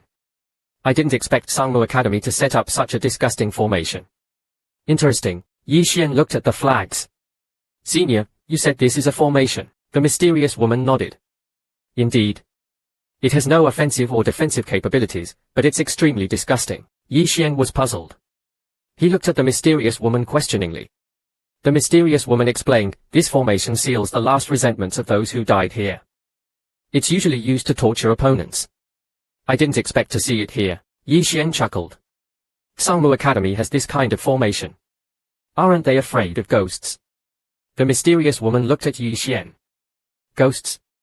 With this formation, even ghosts would avoid this place. Yi Xian was about to speak when a loud voice boomed, begin. All participants rushed towards the steps. Those who can reach the top and stand before me will pass. As the voice fell, the crowd surged forward. Yi Xian turned and patted Yu Ling's head, then looked at Lu Xiaoran. Master Lu, please look after my sister. Lu Xiaoran smiled. Yi Ling softly said, brother, be careful. Yi Xian smiled back, then turned and joined the crowd, disappearing amongst them. Yi Ling smiled faintly, but soon, her body trembled, and she turned pale as ice, her breath frosty. Seeing this, Lu Xiaoran exclaimed in alarm and rushed to her side. Let's go back. Yi Ling shook her head. Master Lu, I'm fine. I have the warm jade. I just want to see my brother entered Sangmu Academy. Lu Xiaoran looked at Yi Ling with pity. Why do you put yourself through this? Yi Ling looked up at the distance and whispered, my brother has suffered so much for me. If he can join Sangmu Academy and have some support, I can rest easy. After the first round of the steps trial at Sangmu Academy, more than 90% of the participants were eliminated. Yi Xian, after much effort, finally reached the top. Pang Zhong looked at those who passed and announced, this year, 42 people passed the first trial, more than last year. He then looked at Yi Xian, his eyes narrowing. Yi Xian was confused. Then, Pang Zhong's voice boomed again, you brat, stop looking around. I'm talking to you. Yi Xian stepped out of the crowd and looked at Pang Zhong. Elder, what is it? Pang Zhong looked at Yi Xian disdainfully. Sangmu Academy's minimum requirement this year is the human feather realm. And you're only at the 6th level of the Qi transformation realm. Yes, Yi Xian replied, but there was no mention of a realm requirement during registration. Although I haven't reached the human feather realm, I passed the first trial. Pang Zhong sneered, I say there is. Even if you pass the first trial, it's meaningless. According to the rules, you should receive 100 lashes and be expelled from Sangmu Mountain. Yi Xian stared at Pang Zhong, puzzled. Strange, I don't think I've offended this old man. Why does he seem to have a grudge against me? Yi Xian's eyes narrowed. He suddenly remembered something. Pang Zhong, Pang Qi, could there be a connection? He then asked Pang Zhong, who is Pang Qi to you? Pang Zhong casually replied, Pang Qi is my grandson. His expression suddenly changed. You bastard. You, Yi Xian chuckled. I didn't expect a respected elder of Sangmu Academy to be so biased. At this moment, a man suddenly stepped forward. Yi Xian, you're truly foolish. Yi Xian turned to look at the man. He recognized him. This was the man who had constantly defended Mo Suiqing during the assessment, named Li Feng. Li Feng smirked inwardly. And thank you for giving me this opportunity to impress Elder Pang. Pang Zhong stroked his beard. This student is right. I was merely upholding the rules. Yi Xian, don't blame me. Yi Xian sighed. If Elder Pang insists on expelling me, then so be it. He then suddenly took out a jade pendant. He'll stop pretending. I'm here through connections. Yi Xian presented the jade pendant. It was the Kang State emblem, An Lanio's jade pendant. I was recommended by Esteemed to come to Sangmu Academy. Everyone was shocked. Esteemed AN's recommendation carried significant weight. Seeing Pang Zhong's silence, Li Feng panicked. Without thinking, he angrily pointed at Yi Xian. Insolent. A mere chi transformation realm trash like you could never obtain esteemed ANS recommendation. This pendant must be fake. At that moment, Yi Xian vanished and reappeared in front of Li Feng. In full view of everyone, Yi Xian slapped Li Feng across the face. Shut your damn mouth. Li Feng was sent flying by the slap. Everyone was stunned. This guy dared to hit someone at Sangmu Academy. Pang Zhong, witnessing this, was enraged. His aura surged, and he shouted, Yi Xian, you dare assault someone here.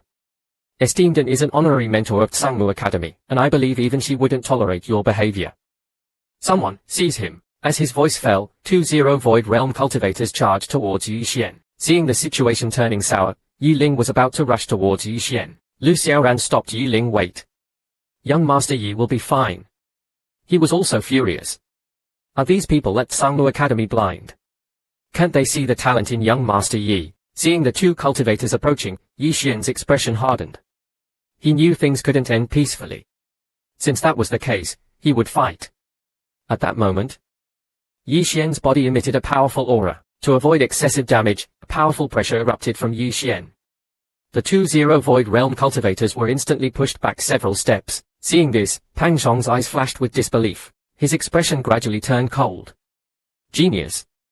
Sangmu Academy doesn't need geniuses who can't be controlled. He must be eliminated. Pang Zhong clenched his right fist. A powerful airflow suddenly appeared around Yi Xian.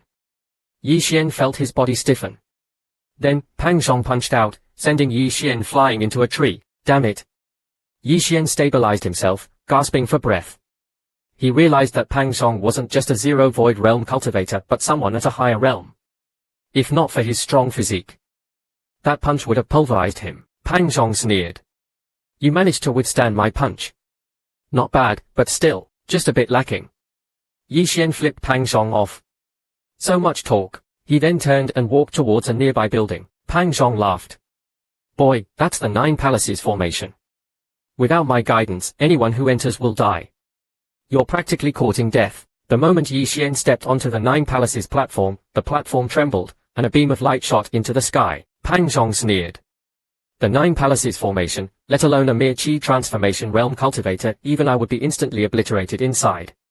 You're saving me the trouble. Yi Ling's face was pale with worry. Master Lu, the 9 Palaces formation. Lu Xiaoran sighed.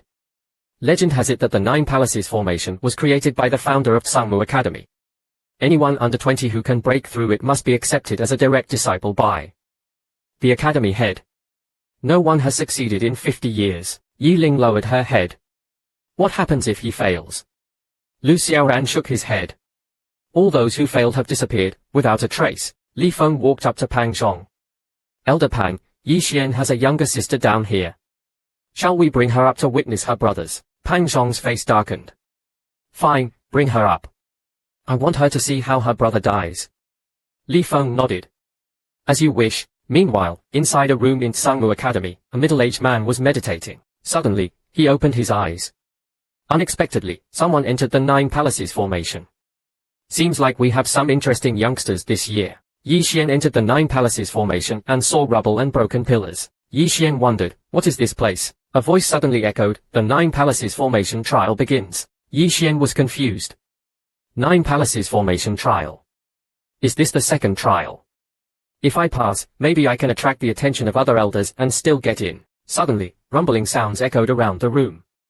The rubble began to shift, and 9 stone golems wielding spears appeared. Yi Xian was stunned by the sight. Holy crap, these stones can move. One of the stone golems suddenly thrust its spear at Yi Xian. Yi Xian was hit by the spear and cried out. So fast. However, something unexpected happened.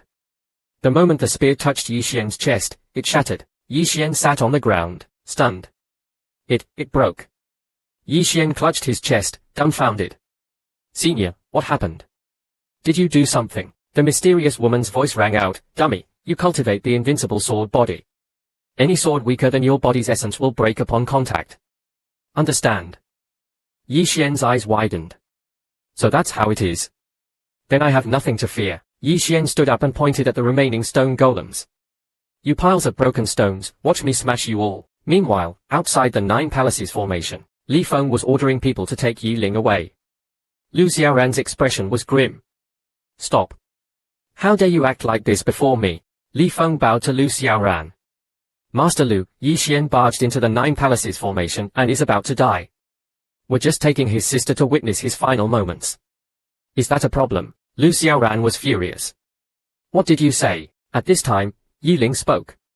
Master Lu, you'll go with them. Lu Xiaoran looked at Yi Ling with concern. No, Linger, you can't go with them. Yi Ling's voice was firm. Master Lu, I believe my brother will be fine.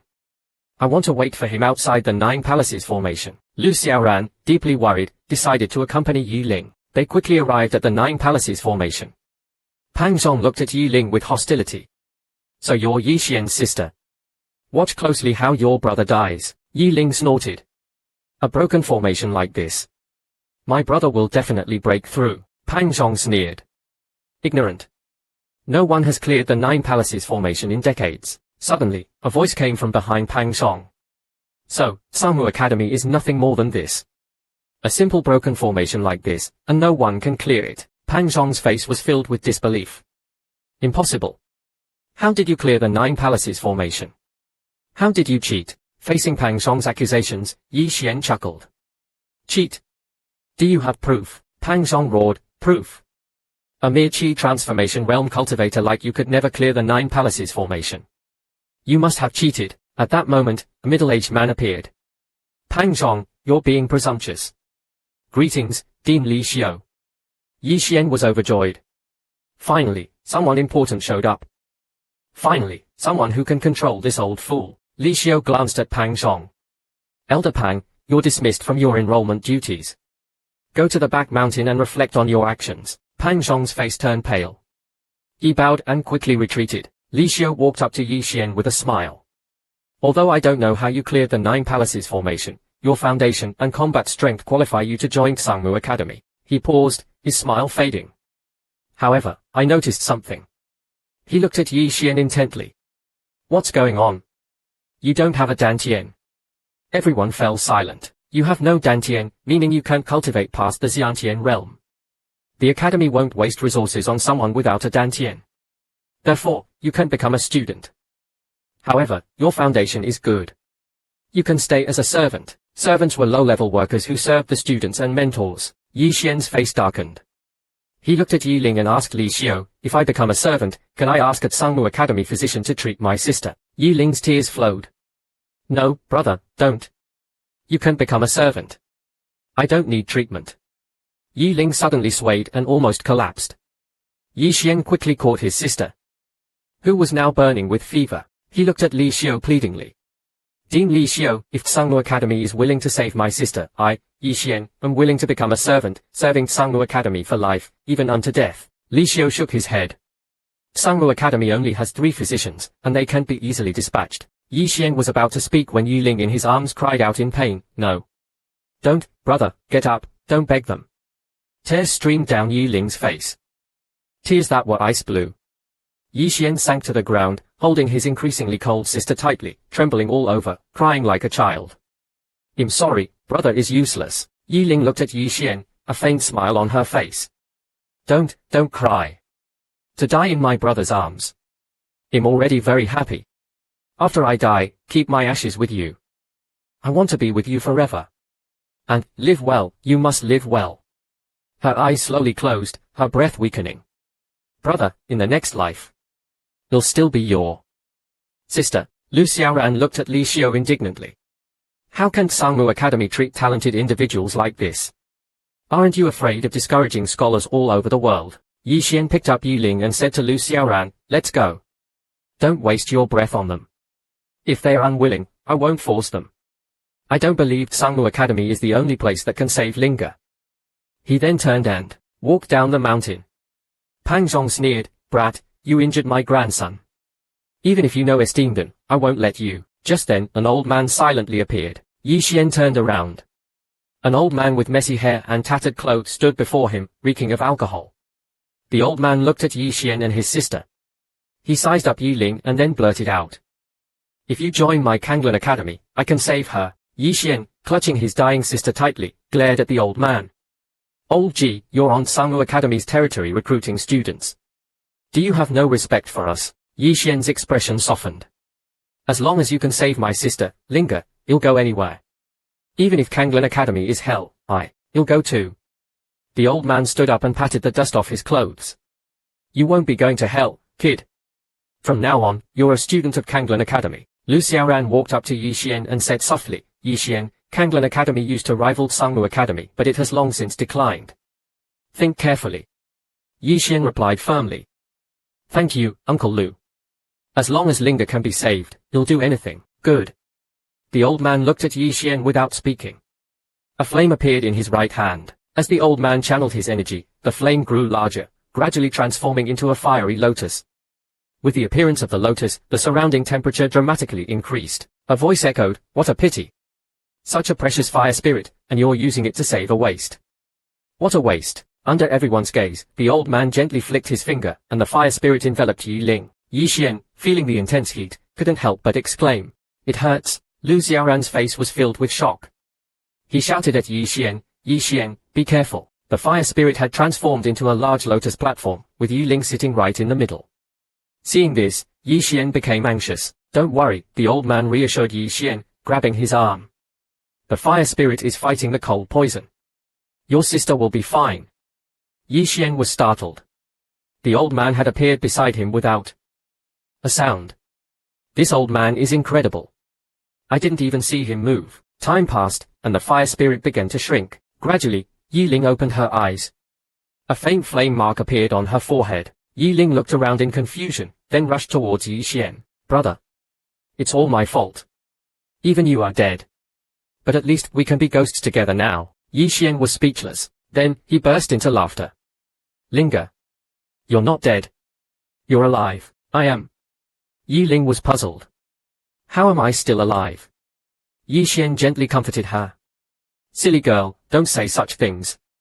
As long as your brother is here, I won't let anything happen to you. The old man spoke. The fire spirit can suppress the cold poison in her body, but I don't know for how long. Yi Xian helped Yi Ling up and bowed deeply to the old man. Thank you. I, Yi Xian, am forever grateful. The old man nodded slightly. Good. Since my fire spirit has saved her, you can call me Ding Ji from now on. Let's return to Kanglan Academy. Yi Xian nodded. Yes, Ding Ji. Yi Xian turned to thank Lu Xiaoran. Uncle Lu, thank you for your care these past few days. If there's anything I can do for you in the future, please don't hesitate to come to Kanglan Academy. Yi Xian added shyly, Uncle Lu, please drink less alcohol and take care of yourself. All right. Lu Xiaoran was deeply moved. He embraced Yi Xian and Yi Ling. You too. Come visit me and that rascal Lu Ming when you have time. He'll miss you both. Just then, Kang Zhong suddenly appeared. He sneered, Kanglan Academy has fallen so low that it takes in trash discarded by Sangmu Academy, and even wastes a fire spirit on them. How laughable. Ding Ji looked at Kang Zhong, remaining silent. Then, he suddenly turned and roared, Scram! Kang Zhong was sent flying by the force of his voice. Kang Zhong wiped the blood from his mouth and said coldly, just you wait. Sangmu Academy won't let you off. He glared at them. A bunch of blind fools. He then fled back towards Sangmu Academy. Kang Zhong's actions left Yi Xian and the others stunned.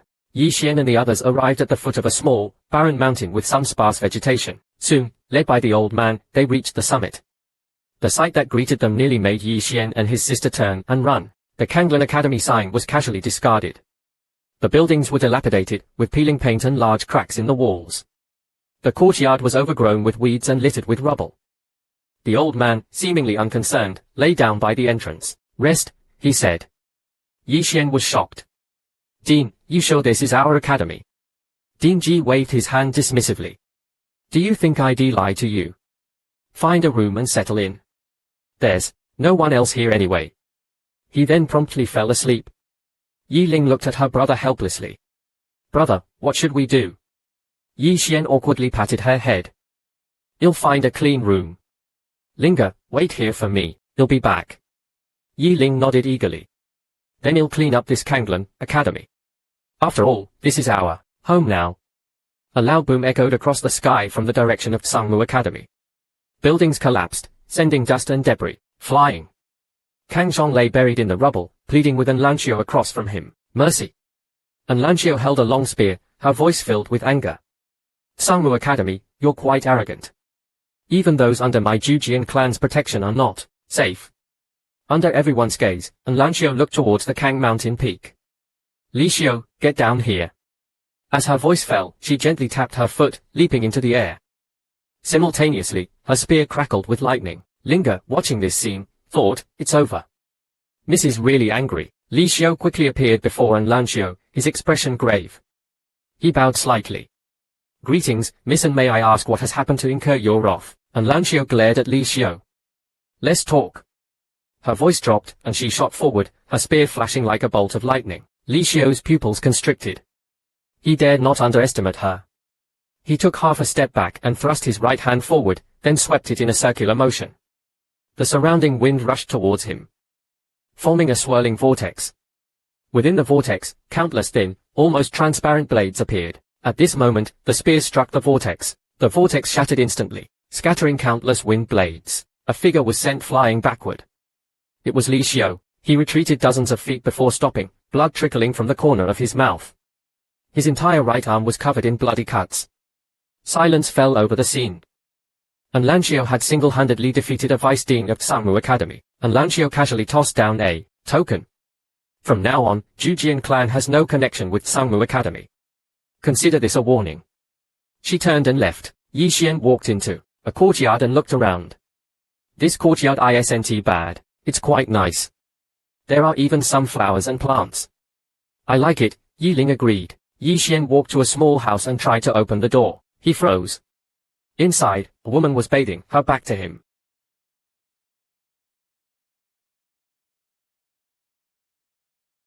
The woman turned around.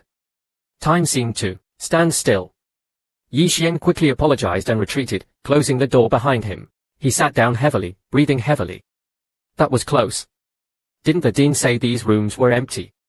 Why was someone there? Suddenly, a blade pierced through the door behind him. Yi Xian yelped. The woman, named Jiangji, pressed the blade against Yi Xian's neck. Who are you? Yi Xian stammered, I am a new student. Jiangji narrowed her eyes. A man watching a woman bathe. In an instant, the blade at his neck moved closer. Yi Xian breathed a sigh of relief as the blade retreated slightly. It was an accident. If there's nothing else, you'll just leave. Jiangji kicked open the door, startling Yi Xian. Yi Xian stood up, annoyed. Hey! What are you doing? Your bathwater splashed on my clothes. Jiangji stared at Yi Xian, seemingly confirming her suspicion that he liked men. So? She asked. Yi Xian backed away, his face filled with disgust. My name is Yi Xian, a new student. What's that awful smell on you? It's so strong. Jiangji retorted, it's not poison. Why are you so dramatic? A man who likes men dares to criticize my scent. Yi Xian quickly left, muttering to himself, she's crazy. Meanwhile, back at Sangmu Academy, Humu listened to Li Xiu's report and said in a low voice, Vice Dean Li, since you provoked An Lanio, you will confine yourself to the reflection cave until the dean emerges from seclusion. Humu suddenly stood up, his voice full of anger. That Yi Xian, even if he is a genius, refusing Sangmu Academy is his loss. If we had recruited Li Xiu, we would be the laughingstock of everyone. Li Xiu raised his injured right arm, agreeing with Vice Dean Humu. We must let everyone know that no matter how talented he is, in front of Sangmu Academy, he is nothing but trash. Humu made his final decision. It's settled. Sooner or later, we will make Yi Xian, and all of Kanglan Academy, regret their decision. Lin Hufen paced back and forth in his room at Sangmu Academy, consumed by rage. In Kanglan Academy, a table was laden with fragrant food. Yi Ling waited eagerly for Yi Xian to return. When Yi Xian arrived and saw the food, his eyes lit up. It smells delicious. Linga, where did you find all this? Yi Ling beamed proudly. He. I found some vegetables while I was cleaning and cooked them. Yi Xian ruffled her hair affectionately. Linga, you're the best. Just then, Ding Ji barged in and sat down at the table without a word, joining the meal, leaving Yi Xian and his sister speechless. Jiangji then appeared, asking hopefully for another night together. Yi Xian was dumbfounded. When did she get here? After dinner, Yi Xian leaned against the table and asked Ding Ji, Ding, since this is Kanglan Academy, where do we study? Dean Ji picked his teeth with a toothpick and replied casually, "Our academy's educational philosophy is freedom and self-discovery. No restrictions." Yi Xian continued, "So, what does that mean?" Dean Ji put his foot on the table, pointed to the sky with his left hand, and put his right hand on his hip. He declared, "Self-study." Yi Ling was so shocked she spat out her food. She looked at Yi Xian with wide eyes. Yi Xian lay on the roof, staring at the sky, lost in thought. No wonder Uncle Lu said Kanglan Academy was. Suddenly, a mysterious woman appeared. She looked at Yi Xian. How will he cope with this? Yi Xian gazed into the distance. I have no regrets. I can only level up by absorbing components. Where are they? Meanwhile, An Lanio arrived at Kanglan Academy. Elder Lin greeted her and asked, "Miss, why have you come to Kanglan Academy tonight?" An Lanio was bathing in the dark blue rust spring when Xiao Xuanzi suddenly showed up. As your best friend, how could I not come to greet you? The next morning, Ji Yuan's Hang's voice echoed outside Yi Xian's room, "Stinky brat, wake up. Someone's here for you." Xiao Xuanzi, yawning, walked down the path. "Who is it, disturbing my sleep so early?" An Lanxia's voice rang out, "Did I interrupt your sweet dreams, Xiao Xuanzi?" "My apologies, seems I came at a bad time." Yi Xian chuckled. "I was having a good dream, but seeing Xiaoan, it's like the dream never happened." An Lanio, since when did you become so courteous? He nudged Yi Xian playfully. Just then, a rugged-looking man approached, carrying a black iron rod and walking with a slight limp. When the man saw An Lanio, his eyes lit up. Yi Xian suddenly stepped in front of An Lanio and looked at the man. "You're ugly." The man glared at Yi Xian. "Brat, you calling me ugly? So what? Wanna fight?" The classic exchange followed. "Try making me say it again." "Try it, I dare you." "Fine, fine." Then called out, "Come in." Ji Yuanzhong suddenly appeared behind the two. He grabbed both of them. "We're all students of the same academy. We need to be united and show some love." Yi Xian, confused, gestured towards the stranger. "Yuanzhong is also from our academy. I thought it was just us two." The man, Mo Yunqi, looked surprised. "Old man, Han Lan Academy only has." Ji Yuanzhong appeared behind Mo Yunqi, clapping him on the shoulder. "With you, that makes 3. And one more is coming." "Then we'll have." Mo Yunqi was furious. "Old man, you said Han Lan Academy was similar to Tsangmu Academy." "Look at me facing Mo Yunqi's accusations." Ji Yuanzhong winked. "I didn't lie to you. Both are in the Earth Province, both are academies." Mo Yunqi was stunned. After a while, he turned to leave. "I'm going to Tsangmu." Ji Yuanzhong calmly looked at Mo Yunqi. Horizontal heaven rod technique, lower stance. Mo Yunqi stopped, turned back, and looked at Ji Yuanzhong. After a moment of silence, he grabbed the scroll. "Fine, for the sake of the rod technique." Then he asked Ji Yuanzhong, "Old man, do you know An Lanio?" Yi Xian's gaze sharpened. "You're looking for An Lanio?" Mo Yunqi grinned. "Of course.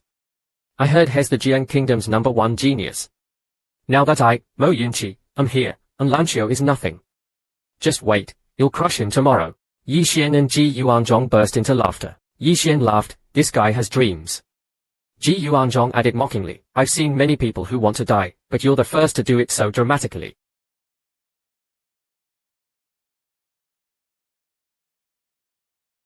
Check the data. An Lanio punched Mo Yunqi, sending him flying. Mo Yunqi flew through the air. This continued for a full hour before he finally crashed onto the ground. An Lanio, looking menacing, approached Yi Xian and Ji Yuanzhong, who were standing together, laughing. An Lanio glared at Yi Xian. "Do you think he has?" Yi Xian quickly shook his head, denying it. No. I think he's just daydreaming." Mo Yunqi struggled to his feet. "Just you wait. No matter who you are, if I don't crush you, I'm not a man." Ji Yuanzhong appeared beside Mo Yunqi, whispering, "He is An Lanio." Mo Yunqi froze. In an instant, his head lolled to the side, unconscious. An Lanio snorted, then pulled Yi Xian towards a nearby path. Ji Yuanzhong kicked Mo Yunqi. "Stop playing dead. Get up and fight. Are you a man or not?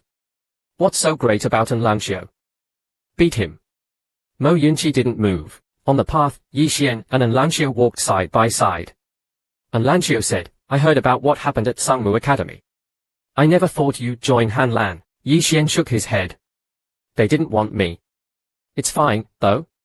Just a waste of your efforts." An Lanxia's tone turned sharp. Those fools are blind. He took out a jade pendant and offered it to Yi Xian. Looking at An Lanio's beautiful face, Yi Xian blurted out, "Beautiful." An Lanio looked puzzled. "What? Okay," Yi Xian tried to explain.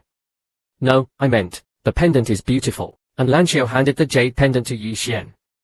North of Jian Kingdom, near Ning City, they discovered ruins in the mountains. They've been excavating them and will open to the public in a month. This jade pendant is an entry token. My father sent it to me. Yi Xian wanted to return the pendant. "You should have said so. This is too valuable. I can't accept it. You should go yourself." An Lanio explained, "I cultivate spear techniques. The ruins are of no use to me." He winked. "Besides, they say the ruins are in a volcanic area. There might be something there that could help Linga, and we're friends. If you don't accept it, we'll be truly offended." Yi Xian nodded. "Fine, we'll take it." An Lanio smiled. "That's right. You need to become stronger. Then I can finally leave Jian Kingdom without worries." Yi Xian was startled. "You're leaving?" An Lanio nodded. "Yes. I came to say goodbye." He took a step forward. "That's great. Your cultivation has improved.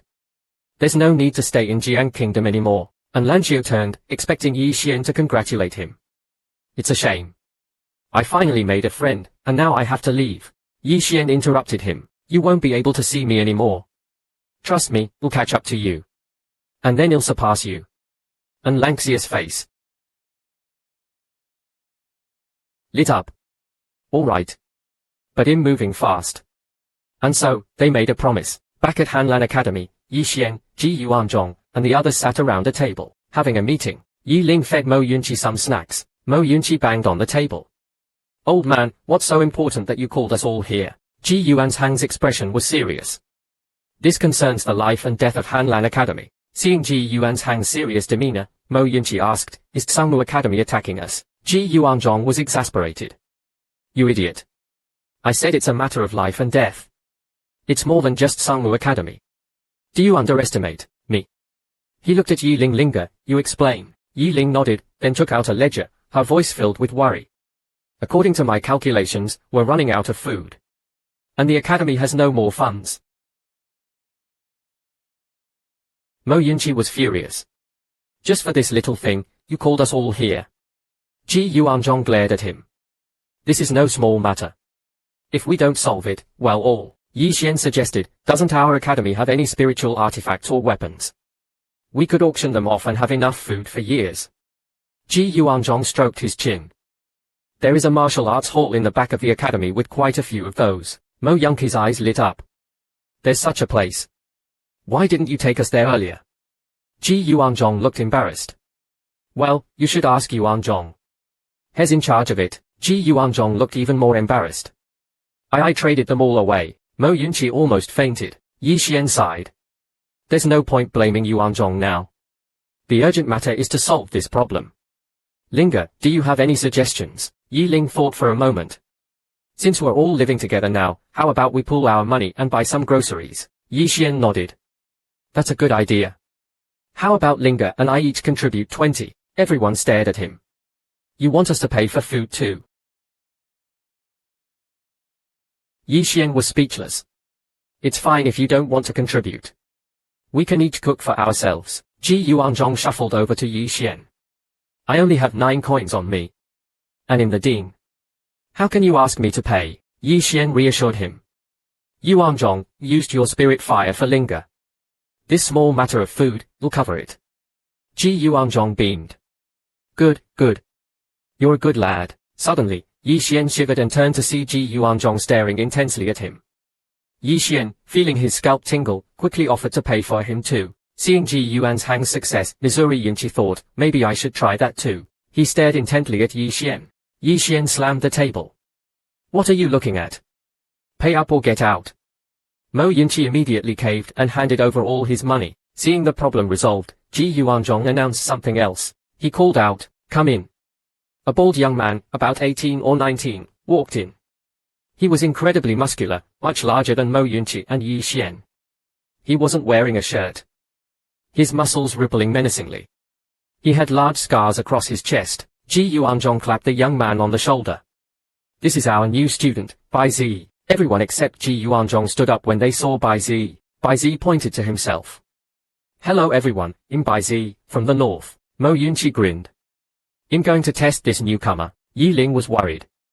Ji, will he be alright? Yi Xian nodded. This Bai Zi is not simple.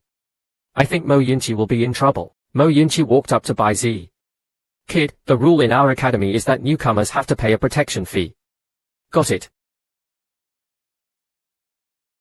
Bai Zi whispered, but I don't need protection. Without warning, Mo Yunqi reached out with his right hand, grabbing towards Bai Zi and complaining, this kid's no fun. Bai Zi's eyes widened. Guan Yining swiftly grabbed Mo Yunqi's hand. Seeing that it was Yi Ning, Mo Yunqi immediately withdrew his hand and apologized. It was a misunderstanding. Yi Xian stepped forward and grabbed Bai Zi's shoulder, playfully jostling him. All right, brother, I just wanted to test your skills.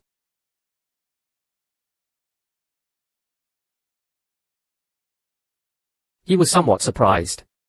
His own disciple was actually no match for Yi Xian. Bai Zi released Mo Yunqi, and Yi Xian also let go. Bai Zi looked at Yi Xian. You're very strong. I've never met anyone stronger than me, who's also older than me. Ji Laoqiu looked at Yi Xian and introduced him to Bai Zi. His name is Yi Xian. He's a great martial artist, but, just then, Mo Yunqi suddenly turned around. He looked at Yi Xian in shock. Big brother, you wouldn't happen to be that guy Tsangmu Academy rejected, would you, you little? Yi Xian glared at Mo Yunqi. You're the reject. I'm not making you dinner anymore. Mo Yunqi's face twitched. He lightly slapped his own cheek. He forced a smile. Little miss, yes, it's me, Yi Xian. Please don't be angry. Bai Zi looked at Mo Yunqi and asked Ji Laoqiu, who is he? Ji Laoqiu replied, his name is Mo Yunqi. He's quite skilled, but now I'm starting to think he might be a little slow. Both Yi Xian and Bai Zi expressed their agreement. Ji Laoqiu looked outside. Since everyone's acquainted, why don't we go for a stroll in the market and get to know each other better? The sun was shining brightly as Yi Xian and the others arrived at the market. Mo Yunqi chewed on a blade of grass, humming an unfamiliar tune, looking somewhat carefree. To Yi Xian's right, Bai Zi walked with his head down, silent as usual. Yi Xian looked at the bustling market and sighed. It would be nice if Linga and the others were here too. Mo Yunqi leaned against Yi Xian's shoulder. Speaking of which, Linga is really cute. I like her quite a bit. Noticing Yi Xian's expression, Mo Yunqi quickly explained, I just admire her as a friend, nothing more. Finally, he turned to look at the towering Bai Zi. Big guy, how did you get tricked into coming here? Bai Zi hesitated, then said, Ji Laoqiu said I possess extraordinary talent, once in a lifetime martial arts prodigy. He said the future peace of the Ji kingdom rests on my shoulders. Mo Yunqi stared blankly for a moment, then said, I believe you. Bai Zi glanced at Mo Yunqi, then nodded. I believe you too. Hearing Bai Zi's words, Mo Yunqi shook his head. There are still such innocent people in this world. Suddenly, Bai Zi asked, am I not a martial arts prodigy? Mo Yunqi gave Bai Zi a thumbs up. Yes, you truly are. Yi Xian and the others arrived at Zuixianlo. An elderly man greeted them respectfully. Welcome to Zuixianlo. What can I get for you? Mo Yunqi whispered to Yi Xian, Big brother, what are we doing here? You think this is a grocery store? Yi Xian glanced at Mo Yunqi. Shut up. If we don't come here, you won't get your stuff later. Ignoring the others, Yi Xian addressed the old man. I need gin of rice, chickens, ducks, pigs, cows, and oil. Enough for 500 people. Everyone present was stunned. The old man in front of Yi Xian was slightly annoyed. Young man, you here to cause trouble? Yi Xian chuckled and casually took out a purple card. Can you sell it? The old man's expression immediately changed upon seeing the VIP card. He bowed deeply. Of course, of course. You'll go prepare it right away. Yi Xian took out a wad of money and gave it to the old man. This should be enough. Have the goods delivered to Kanglan Academy. The old man nodded hastily, repeatedly assuring him that everything would be taken care of. After leaving Zuixianlu, Yi Xian strolled down the street. Mo Yunqi whistled. Impressive, big brother. You even have Zuixianlu's VIP card. The look on that manager's face was priceless. Yi Xian chuckled. You weren't so bad yourself. Who was pretending to be uninterested just now? Just then, a shout rang out. The Tang Kingdom envoy is here. Make way. The Tang envoy's flag depicted a grey wolf. The envoy rode arrogantly through the streets, scattering the crowd. Among the crowd, a small girl was knocked to the ground. Without hesitation, a member of the Tang envoy pointed at the fallen girl and said to a large grey wolf beside him, "Dahue, that Jiang Kingdom brat is yours. Rip her head off for me." The little girl trembled in fear as she stared at the ferocious wolf. The grey wolf lunged towards the girl with its claws outstretched. The girl's situation was dire. Suddenly, a figure flashed past and struck the grey wolf, sending it flying. It was none other than Yi Xian. The little girl looked up and saw Yi Xian. He declared, "You dare act so savagely in my Jiang Kingdom." Mo Yunqi rushed to Yi Xian's side. "You're too impulsive. Attacking the Tang envoy will have serious consequences." Bai Zi also appeared worried. "What about the Tang Kingdom? They were bullying our people." Yi Xian took out a white cloth and bandaged the little girl's wounds. "Don't be afraid. It's all right now." The little girl quickly thanked him. "Thank you, kind sir." Seeing his wolf severely injured, the Tang envoy roared, "Damn you, brat. You dare attack Dahue. Brothers, attack. Avenge Dahue." The rest of the Tang envoy charged towards Yi Xian and his companions. Yi Xian said to Mo Yunqi and Bai Zi, "Take the child to safety. I'll handle this." He turned to face the leader of the Tang envoy. The two locked eyes. The Tang envoy glared at Yi Xian. Yi Xian punched him in the face, sending him flying. Then, with a swift kick, he sent the injured wolf soaring. Mo Yunqi watched this scene with excitement. Beside him, Bai Zi suddenly leaped into the air, leaving behind a single sentence. "I'll leave this girl to you. I'm going to help." Mo Yunqi cursed, "Damn you, Bai Zi. You set me up." He sighed and calmed himself down, turning to take the little girl to safety. Meanwhile, the fight between Yi Xian and the Tang envoy continued.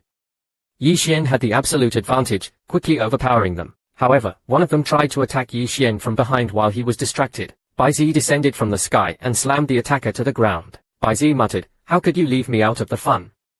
Yi Xian laughed heartily. "Good brother. Today we'll show these Tang dogs that our Jiang Kingdom isn't to be trifled with."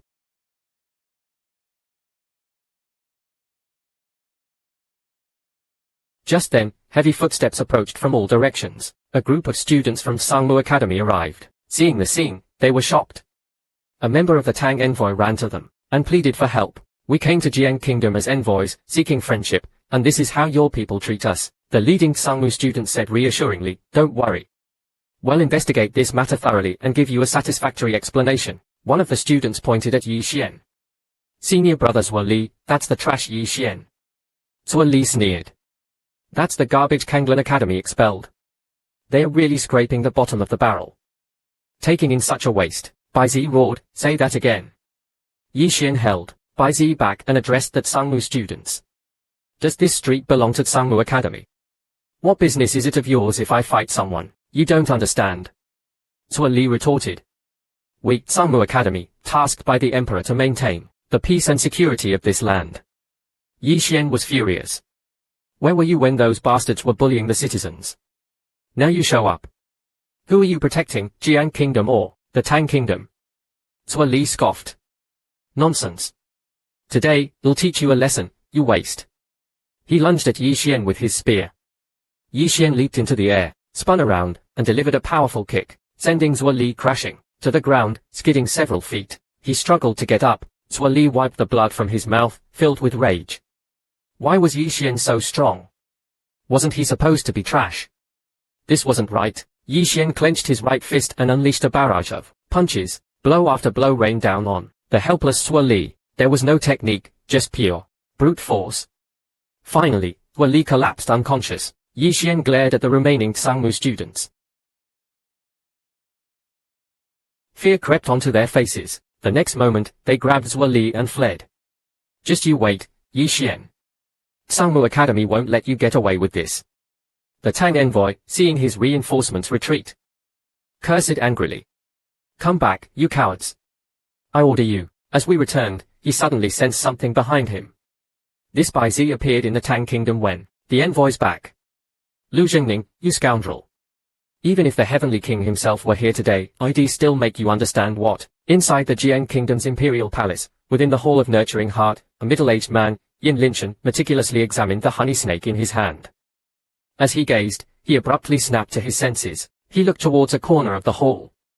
Had the national teacher, Kudai, just been there? A group of women appeared, seemingly supporting a figure in a wheelchair.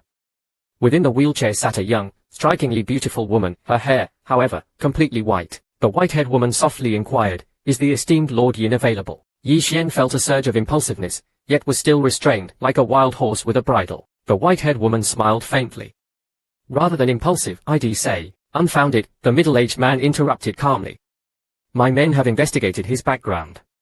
Aside from an association with the Yin Kingdom, nothing noteworthy has been found." The white-haired woman embraced a small bear plush. "Does the esteemed Lord Yin recall the incident at Zuixianlu a few days ago?" The middle-aged man paused, then spoke with intrigue. "Angusha. Impressive. I didn't expect him to be involved in that as well. This truly is unexpected. Let's go." He then issued an order. "Inform Feng Yes Hui it's time for action tonight." "Wait," the white-haired woman suddenly interrupted. "My lord, allow me to handle this personally." The middle-aged man smiled. "Very well. It's rare for you to show such interest. I grant your request." At Sangmu Academy, the group who had fought with Yi Xian earlier rushed through the gates in a panic. "Someone! Quickly! Teacher Xiao! Teacher Xiao! Teacher Xiao!" A healer arrived hurriedly and immediately began tending to Zhuo Li. Li Xiao looked at Yi Xia and asked, "How is it? Can Zhuo Li be saved?" "He will live, but his spirit is broken. He will be a living corpse." Hearing this, Zhuo Li's fellow disciples slammed their fists on the ground, weeping. "Damn it! A reject from Kanglan Academy dares to act so arrogantly. Elder Ji, you must avenge senior brother Zhuo Li." Li Xiao snapped. "Enough. Kanglan Shuiyue, Yi Xian, this debt will be repaid sooner or later." Meanwhile, within Tanglan Hall, Ding Ji was berating Yi Xian and Bai Zi. "You brats. All you do is cause trouble." He glared at Yi Xian. "You never learn. Can't you just lose once in a while?" Ding Ji, feeling words couldn't express his anger, threw his straw sandal at Yi Xian. Yi Xian caught the flying sandal and retorted, "I only know that if someone bullies you, you have to fight back until they are afraid. Only then can you live in peace." Bai Zi chimed in, "Just like when I encountered that wild boar in the Mang Mountains. The more you run, the fiercer it gets. You just have to be fiercer than it, and those beasts will. Just like when I met a guy with a backache in Mangshan, the more you run, the more ferocious he gets. As long as you are better than him, those beasts will fuck you." Suddenly, Ding Ji's other sandal flew across the room, hitting Bai Zi squarely on the head, leaving him dazed. "Shut up!" Ding Ji roared. "Do you think I don't understand this simple principle? Do I need you brats to lecture me, boss?" Seeing the old man's genuine anger, Yi Xian hurried forward to massage his shoulders. "How could we dare lecture you, Ding? So, what now? Should we relocate for a while? Come back after we've leveled up?" Ding Ji scoffed, "Look at your cowardly suggestion." Just then, another voice chimed in. "Indeed, going against Tang Kingdom and Sangmu Academy is no match for Elder Ji." Everyone turned to see the white-haired woman being wheeled in. The white-haired woman greeted Ding Ji. "Elder Ji, long time no see. You're still as lively as ever." Ding Ji narrowed his eyes. "National Teacher Lu, you represent Sangmu Academy and the Tang Kingdom." "I'm here on neither Sangmu Academy's nor Tang Kingdom's behalf," the white-haired woman interrupted, her gaze fixed on Yi Xian. "I'm here for him." Yi Xian looked puzzled. "I don't know you. Why are you looking for me?" The maid behind the white-haired woman approached Yi Xian and presented him with a token. "National Teacher Yi, this is from His Majesty. My lady has been instructed to. I am here on His Majesty's orders to bestow upon you the title of National Teacher." Yi Lin exclaimed, his jaw dropping. "Heavens! National Teacher. My brother has been appointed National Teacher." "National Teacher." Yi Xian grabbed the white-haired woman's hand. "Who are you kidding? Let me guess.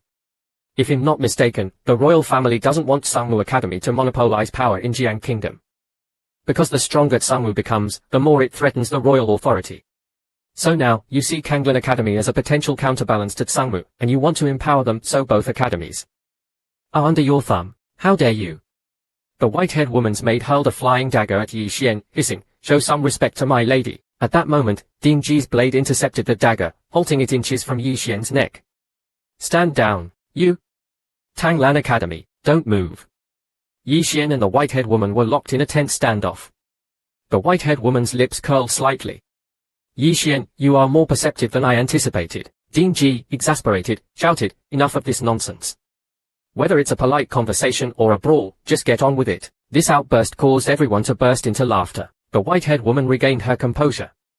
"Yi Xian, His Majesty does have such considerations, but his intentions are not malicious. Be it academies or families. We are all citizens of Jiang Kingdom. Sadly, many have forgotten this." She took Yi Xian's hand. "One who holds the nation in their heart can be called a national teacher. This title is for the benefit of Jiang Kingdom. Furthermore, you will gain access to national resources throughout the land." Yi Xian pondered. Having official backing did seem advantageous. He nodded. "All right, I'll accept this title. But not for the Jiang Kingdom, but for myself." The white-haired woman smiled. "Then it's settled. I look forward to your future contributions, National Teacher Yi." She turned to Ding Ji. "Now that this matter is concluded, I won't disturb your teaching, Elder Ji. Farewell," Ding Ji replied casually. "Safe travels, National Teacher Liu." After leaving Kanglan Academy, the white-haired woman instructed her maids, "Remember, the news of his appointment must remain confidential. He cannot bear too much attention yet."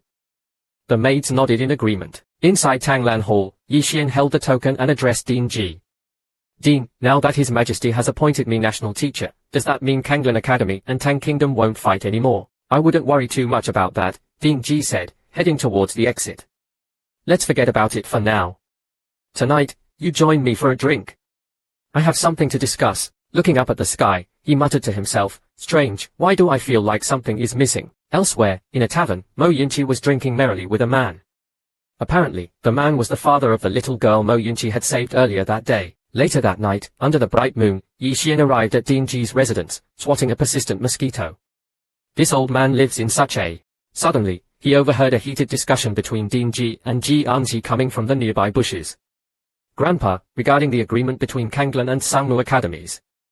I can handle it alone." "There's no need." Yi Xian leaped onto a tree for a better view. Ding Ji argued, "Anji, I don't want you to bear this burden alone. The burden of Sangmu Academy is too heavy." Yi Xian was shocked. Ji Anji was Ding Ji's granddaughter. Startled, he accidentally made a sound. Ji Anji spun around, drawing her blade and aiming it in Yi Xian's direction. Yi Xian reacted swiftly, dodging the blade. However, in his haste, he lost his footing and fell out of the tree. Yi Xian landed on the ground with a groan. Suddenly, a hand reached out and grabbed his. Looking up, he saw Ji Anji standing over him. Yi Xian scrambled to his feet, complaining, "You have such a fiery temper. Lucky it was me. Anyone else would accuse you of attempted murder." "You?" Ji Anji glared. "First you peeped on me while I was bathing, and now you're eavesdropping. I really want to slice you to pieces." Yi Xian's face paled. "Ah, what beautiful weather we're having. The sun is so bright." He stammered, trying to change the subject. Ding Ji, standing nearby, spat out his wine. He pointed at Yi Xian. "You brat. You dare peep on our Anji, huh?" Yi Xian panicked. "Dean, master, wait. You've got it all wrong." He tried to explain. Ding Ji, enraged, ignored him. Yi Xian turned to flee. At the same time, Bai Zi was carrying a large bundle towards Ding Ji's residence. Yi Xian, running for his life, yelled, "Brother, move. Get out of the way." Bai Zi tried to stop, but the momentum was too great. Yi Xian crashed into Bai Zi, sending the bundle flying. The bundle landed on the ground. The furious Ding Ji was closing in. He reached Yi Xian, fist raised, ready to strike. Yi Xian pleaded for mercy. Just then, the bundle exploded, and Mo Yunqi crawled out, grumbling, "Which idiot wrapped me up?" Before he could finish, Ding Ji's fist connected with his face. A chorus of cracking bones echoed through the forest. At Sangmu Academy, Yi Qin was soaring through the sky. A student reported to a man holding a fan. "Brother Chen Yangsha, I've learned that the Yi Xian who injured Sua Li is the cultivator favored by Nguosha. Should we really?" Chen Yangsha waved his fan dismissively. "Relax. I have this divine revelation fan now. With this, I'm invincible. What's a mere Yi Xian to me? Once I kill him, the Vice Dean will promote me to core disciple. Then, even Nguosha won't be a problem." The student below praised him. As expected of senior brother, Chen Yanshi's eyes gleamed. "Yi Xian, don't blame me when you're dead. Blame yourself for offending the wrong person. Be a stepping stone for my core disciple promotion." Back in the small forest of Kanglan Academy, Yi Xian, Ding Ji, and the others had calmed down. Mo Yunqi glared at everyone sullenly. Yi Xian, embarrassed, tried to change the subject. Dean, I overheard you and Anji talking about Sangmu Academy earlier. Dean Ji sighed and closed his eyes. Very well. It's better you know sooner than later. During the previous dynasty, Sangmu Academy and Kanglan Academy had a devastating war. Kanglan Academy not only lost their heritage, but their top disciple's soul was sealed within the wooden arrow formation as a form of humiliation. Yi Xian thought, could that be the one I saw at Sangmu Academy? Ding Ji paused. Mo Yunqi asked impatiently, then what? So, after Ji Anji took over, to appease the souls of our deceased disciples, we made a pact with Sangmu Academy. Every 3 years, we hold a competition. If Kanglan Academy wins, the souls of those disciples will be released. But, speaking of Ji Anji, could he have passed away? With those big eyes of his? Yes. The previous war drained the academy. All our resources were seized by Sangmu Academy. In the end, only a few of us remained in Kanglan Academy. Mo Yunqi was slightly surprised. So, we're going to compete with Sangmu Academy now. Ji Anji's expression was serious. No. Just Yi Xian alone is enough. In telling you this so you can make your choices early. Leave now if you want. I would have left Sangmu Academy long ago. Besides, the headmaster saved Linga. Yi Xian, won't forget this kindness. I won't leave. Bai Ziyi and Mo Yunqi gave the same answer. I won't leave either. Headmaster Ji looked at his granddaughter. See, Anji. My judgment of character isn't wrong. I told you they would choose to stay. Naturally, Ji Anji turned to look at the small group. A bunch of fearless fools. Headmaster Ji looked at Yi Xian and the other two. These children may seem cold, but they are warm-hearted. Yi Xian's parents died at the hands of Sangmu Academy. He's actually worried about implicating us. Yi Xian nodded. I understand. Mo Yunqi approached Headmaster Ji. Hey, old man, since we're participating in such a dangerous competition for the academy, do you have any secret techniques to share? Headmaster Ji smiled deeply. Don't worry. From now on, we'll personally train you. The next day, Yi Xian, Bai Ziyi, and Mo Yunqi arrived at the back mountain. There was a wide waterfall cascading down, the current extremely swift. Old Man Ji was already waiting there. Mo Yunqi asked, Old Man Ji, are you going to teach us some secret technique? Old Man Ji whistled, and a giant black wolf suddenly rushed out from the distance. The wolf was as tall as a tree, its fur like sharp swords, its eyes emitting a chilling blood-red light. Mo Yunqi exclaimed, Holy crap! Old Man Ji, what kind of creature is this? Bai Ziyi looked wary. This is a netherworld direwolf. Old Man Ji chuckled, looking at Bai Ziyi. Kid's pretty knowledgeable. Must have gained it from sparring, eh?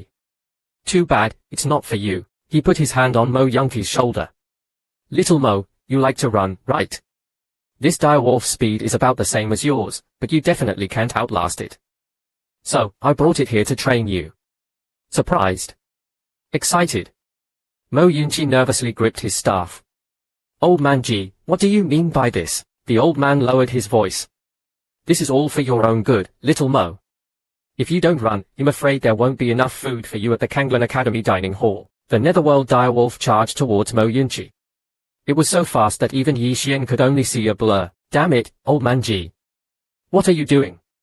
Mo Yunqi turned and ran. He was fast, matching the direwolf's speed, but he knew he couldn't match its stamina. Yi Xian and Bai Ziyi watched Mo Yunqi's desperate escape, a hint of amusement in their eyes. Lucky it's not me. Suddenly, Old Man Ji grabbed Bai Ziyi's shoulder. I know you've been sparring by the waterfall every day, so I figured you wouldn't mind some water training. Under Yi Xian's stunned gaze, Old Man Ji tied a thick rope around Bai Ziyi's ankles. Then, he lifted Bai Ziyi and tossed him into the waterfall. Bai Ziyi was swept up by the powerful current, tumbling head over heels. At first, he was fine, but after being repeatedly tossed around, groans of pain echoed from the waterfall. Not bad, not bad. Old Man Ji watched Bai Ziyi dangling upside down from the rope. Climb up, flip over the waterfall. Your physical body will become much stronger than ordinary cultivators. Old Man Ji then looked at Yi Xian, who felt a twitch in his eyelid. This old man's training methods were a bit unorthodox. Old Man Ji sized up Yi Xian. Your turn. Look at your unrefined form. Your foundation is solid, but aside from that innate sword intent, you're average at best. Yi Xian responded respectfully, thank you for your praise. Headmaster, but I'm just ordinary. Ordinary. Old Man Ji pondered for a moment. What's your most proficient technique? Yi Xian replied, crushing palm. Just a low-level technique. Old man Ji pointed at the small mountain nearby. Use your crushing palm to hit this mountain. Keep hitting it until it crumbles. Yi Xian was stunned. 3 days later, Yi Xian was still at the foot of the mountain. The ground was covered in rubble, his fists were bruised and blooded. He sat down heavily after throwing a punch, panting, damn it. It's been 3 days, and I haven't even chipped the mountain. How did old man Ji come up with this crazy idea of punching a mountain? He looked at his wounded fists. It seems even with a spirit realm body, I can still feel pain. Is this method really useful? Suddenly, he had an idea. I should ask Senior. Yi Xian went to the spirit nurturing pagoda and shouted, Senior. Are you there? I have a question. There was no response from the mysterious woman. Yi Xian called out twice more, but the mysterious woman remained silent. Yi Xian frowned. Where did she go? She's usually here. Suddenly, the entire pagoda began to shake. Yi Xian became nervous. Is that you, Senior? Don't joke around. This is creepy. Suddenly, a loud bang came from above. Yi Xian looked up. From the second floor, a giant blood red eye peered down. The door to the second floor cracked open slightly, and the enormous blood red eye stared out. Yi Xian looked at the blood red eye, a chill running down his spine. Senior said the being sealed on the second floor isn't benevolent. If it gets out, can I stop it? Just then, a red piece of paper floated down from the second floor's entrance. Yi Xian took 2 steps forward.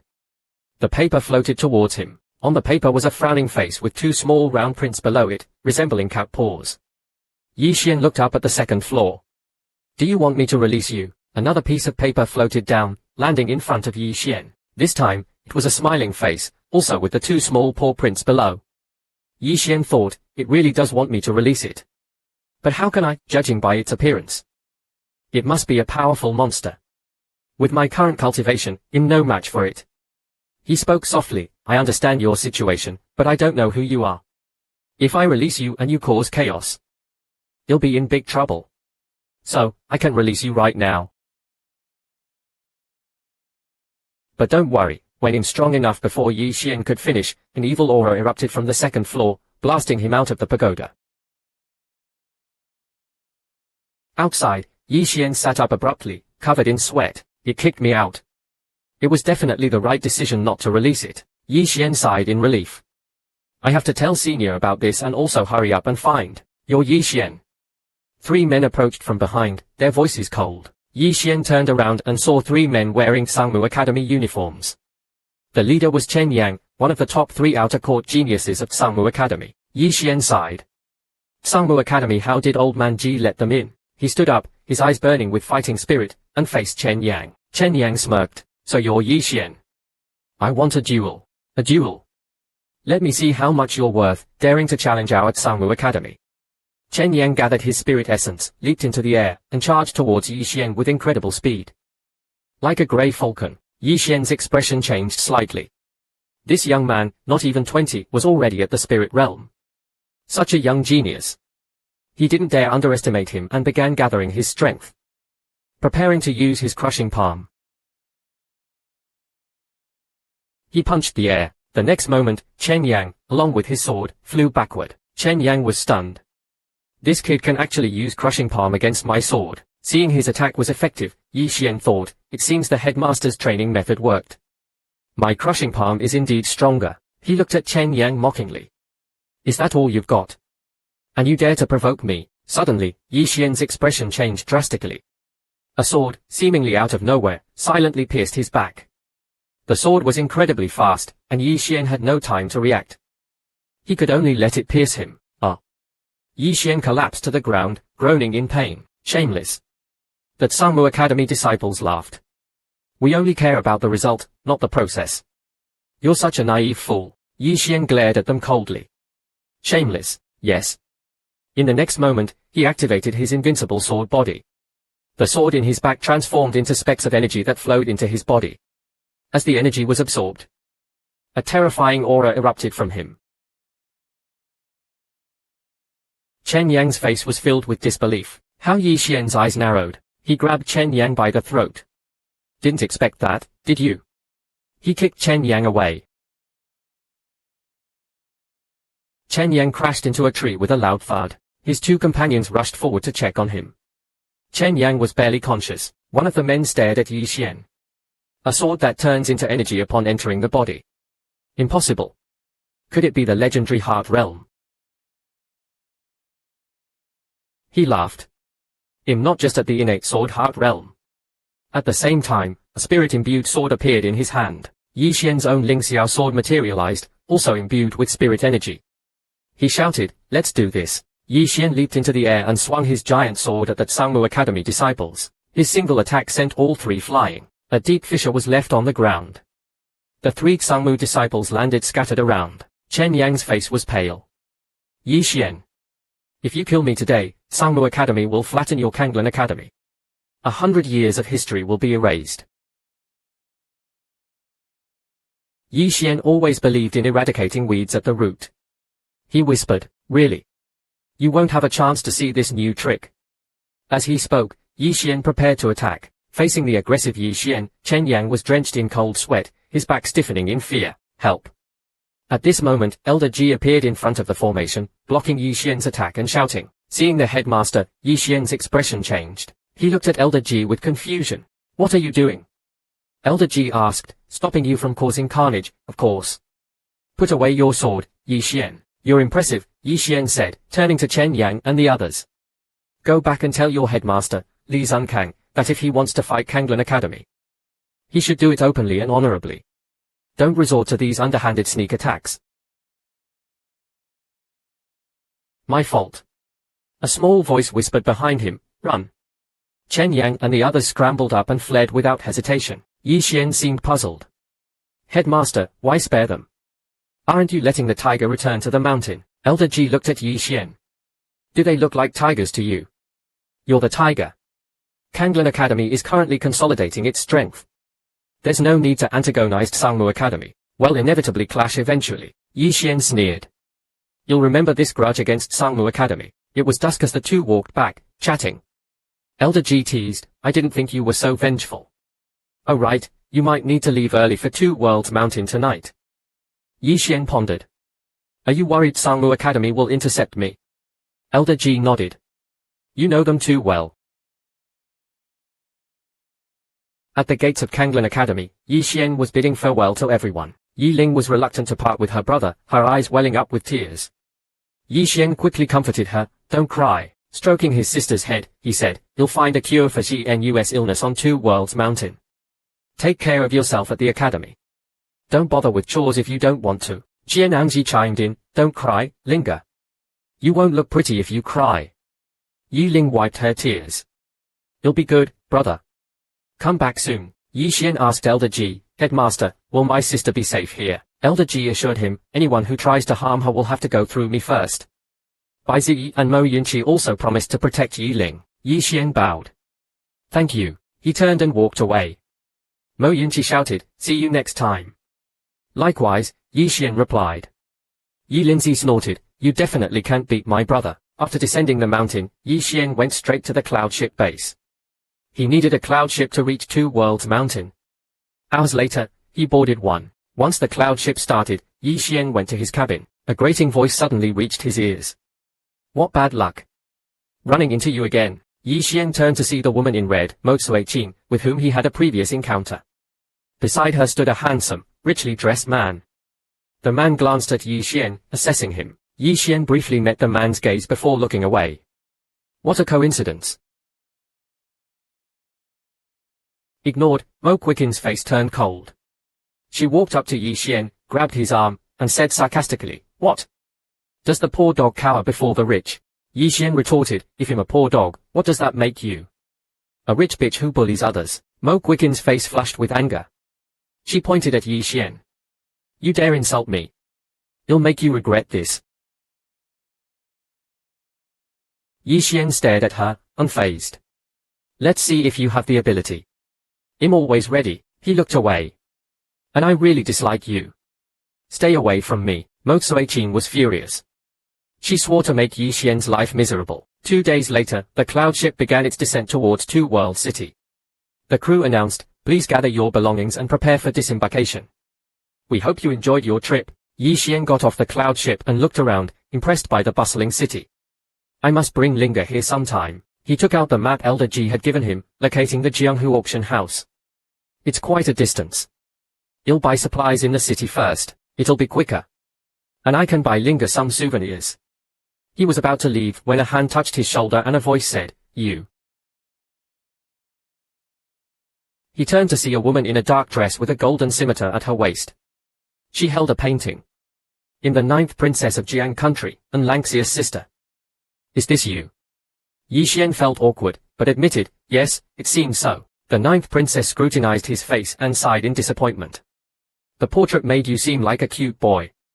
Never mind. She tossed the painting aside and invited Yi Xian to go with her. Yi Xian also took out the jade pendant An Lanio had given him. The 9th princess confirmed its authenticity. Let's go. The auction isn't just for Jiang country. There are geniuses from other countries and famous disciples. We'll lose our spot if we're late. He suddenly asked, is Tsangmu Academy also sending people? The 9th princess glanced at him. Yes, and they're top experts, too. 2 hours later, they arrived at Two Worlds Mountain, standing before the Jianghu auction house. The 9th princess reminded him, remember, you're here to seek opportunities. Her face turned serious. So don't cause trouble in my Jiang country, or else. Yi Xian nodded. Understood. A voice interrupted them from behind. Yi Xian and the 9th princess turned around. The man who had sneered at them earlier leered at the 9th princess. I love seeing Jiang country women get angry. Yi Xian stepped forward protectively. The man from Tang country roared in fury. The man was sent flying. The 9th princess landed gracefully. She pointed her scimitar at the man. How dare you? The Tang country man's head was severed from his body. Yi Xian was impressed. Worthy of being called Jiang country's twin prodigy alongside An Lanio.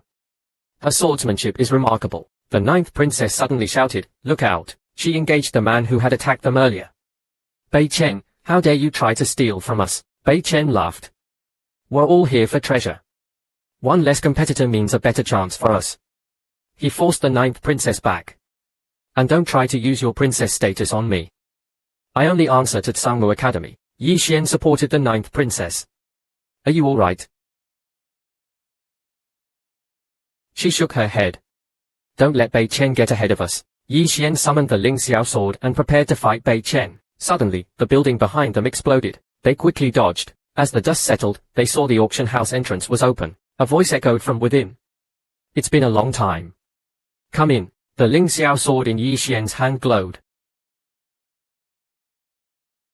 The 9th princess and Bei Chen didn't hesitate. All three entered the auction house. Inside were hundreds of wooden statues of a young man. Each statue had a wooden arrow at its waist. Yi Xian froze. The arrows were identical to the Ling Xiao arrows. More importantly, they were inscribed with the characters for Ling Xiao. What's going on? He wondered. He suddenly turned to see a long-haired woman carving a wooden statue in a corner. Her white hair trailed on the floor, and she worked with intense focus. After all these years, she murmured, you've finally come to see me. The three newcomers stared at her. The woman looked at Yi Xian and shook her head. Yi Xian was confused. Senior, do you know me? You're not her, she replied, then pointed behind her. If you're seeking treasure, go to the small bamboo house behind the main hall. There are things she left behind. The 9th princess tried to pull Yi Xian away, but he resisted.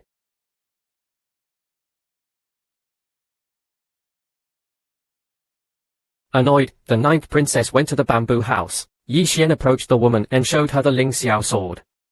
This sword's spirit has dissipated. Does senior recognize it? The woman gazed at the sword. Only a fragment remains. Tears streamed down her face. Ling Xiao. Is he dead? Yi Xian was silent. He now knew that the architect mentioned by the first elder was this woman. The woman said, I made this sword for him. He told me to wait for him here, and he would return.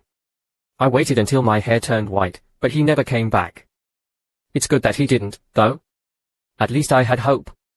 And now, even that hope is gone. She looked at Yi Xian. Are you his disciple?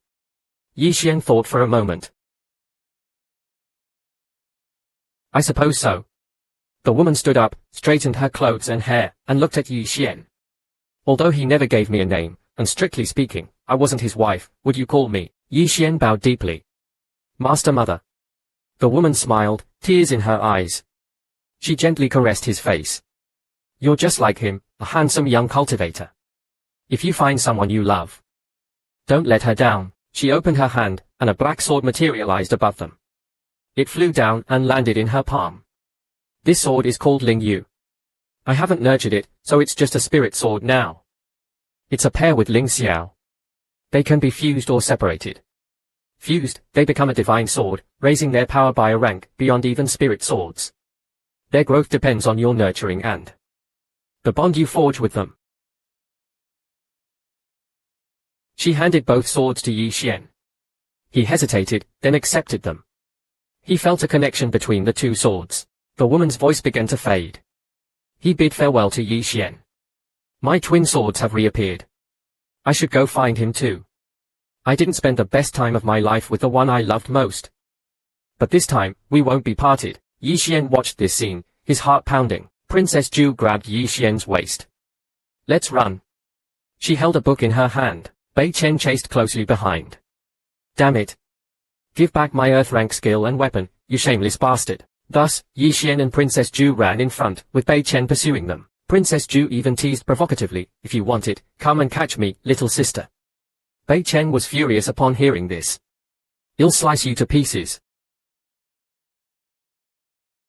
Yi Xian was speechless. These two women. Soon, the three ran out of the building. After a while, all three had stopped. Yi Xian breathed heavily. I think we can sit down and talk. Personally, I'm very willing to cooperate with you. Bei Chen leaned on her sword. I think you might be crazy. Princess Ju, standing beside her, nodded in agreement with Bei Chen. Suddenly, an attack came. The ground in front of the three exploded, and countless pieces of rubble flew. A strong man slammed a giant axe into the ground. Princess Ju of Jiang country, you are quite famous. And this must be the Prince of Ning country. He even has 2 followers. The Prince of Ning country narrowed his eyes. I have a good eye for beauty, and you're quite beautiful as well. So, if you don't want to die under my axe, hand over the weapon obediently, and I might mercifully spare your life. What do you say? Princess Ju drew the golden scimitar from her waist. She looked at the Prince of Ning. You want to take it from me? Dream on. She swung her scimitar, a sharp whistling sound filling the air. The Prince of Ning was slightly surprised. Not bad, a decent blade technique. Truly rare, but in front of me, it's just child's play. He raised his giant axe to meet the blade. Princess Ju staggered back, wiping the blood from the corner of her mouth. This bastard is strong. Suddenly, Yi Xian's expression changed, and he shouted, Careful! The Prince of Ning had appeared behind Princess Ju, raising his giant axe. Yi Xian charged forward. Gathering his strength, he kicked off the ground and flew. He slammed into the Prince of Ning's stomach. The prince coughed up blood. Finally, he heavily crashed to the ground. You dare sneak attack me? Princess Ju and Yi Xian looked down at the fallen prince. Fear filled the prince's heart. I am the Prince of Ning. If you kill me, you will surely start a war between our 2 countries. Princess Ju said coldly. Really? She placed her foot on the prince's chest. The black-haired woman among the prince's entourage saw him defeated and was enraged. You dare kill my prince? Unforgivable. Killing intent erupted from her. Seeing that things were going badly, Yi Xian urged Bei Chen, don't kill her. The black-haired woman turned to look at her companion and Bei Chen. Bei Chen was speechless. Hey! Why are you hitting me? I'm busy with this bitch. The man replied seriously, the prince told me to hit whoever you're fighting. Bei Chen was stunned. The black-haired woman turned back to Yi Xian and Princess Ju, only to find they were gone. She roared in fury. You tricked me. I'll kill you. In a small bamboo hut at the edge of the forest, Princess Ju sat on the ground, weeping. That bastard gave me internal injuries. Knocking him to the ground was too good for him. She took out the book and looked at it. Yi Xian was puzzled. Your Princess Ju, a genius cultivator. Is an earth rank skill worth risking your life for? It's worth it. Princess Ju's expression was serious. For this, even if I die 1,000 times, I won't regret it. Yi Xian was even more confused. He asked, why? Princess Ju earnestly explained, do you know the current situation of Jiang country? The aristocratic families hoard spiritual energy and resources. Their disciples only know their families. not the country. Above the aristocratic families are the First Tower and Sangmu Academy, two behemoths that recruit vast numbers of talents for their own use. How many of those who join these powers are willing to serve the country? The First Tower also controls Jiang country's economy, monopolizing various industries. As a result, the national treasury is almost always in deficit. The country has tens of thousands of soldiers. They haven't been paid for 2 months. This earth rank skill is worth million gold taels. If we auction it, it can sustain the treasury for at least 3 years. Do you understand? I do. Yi Xian nodded heavily. With such a heart for her country, it's no wonder An Lanio treasures her so much. Yi Xian and Princess Ju were talking when they heard voices outside. It was Bei Chen. They can't be far. Check that main house.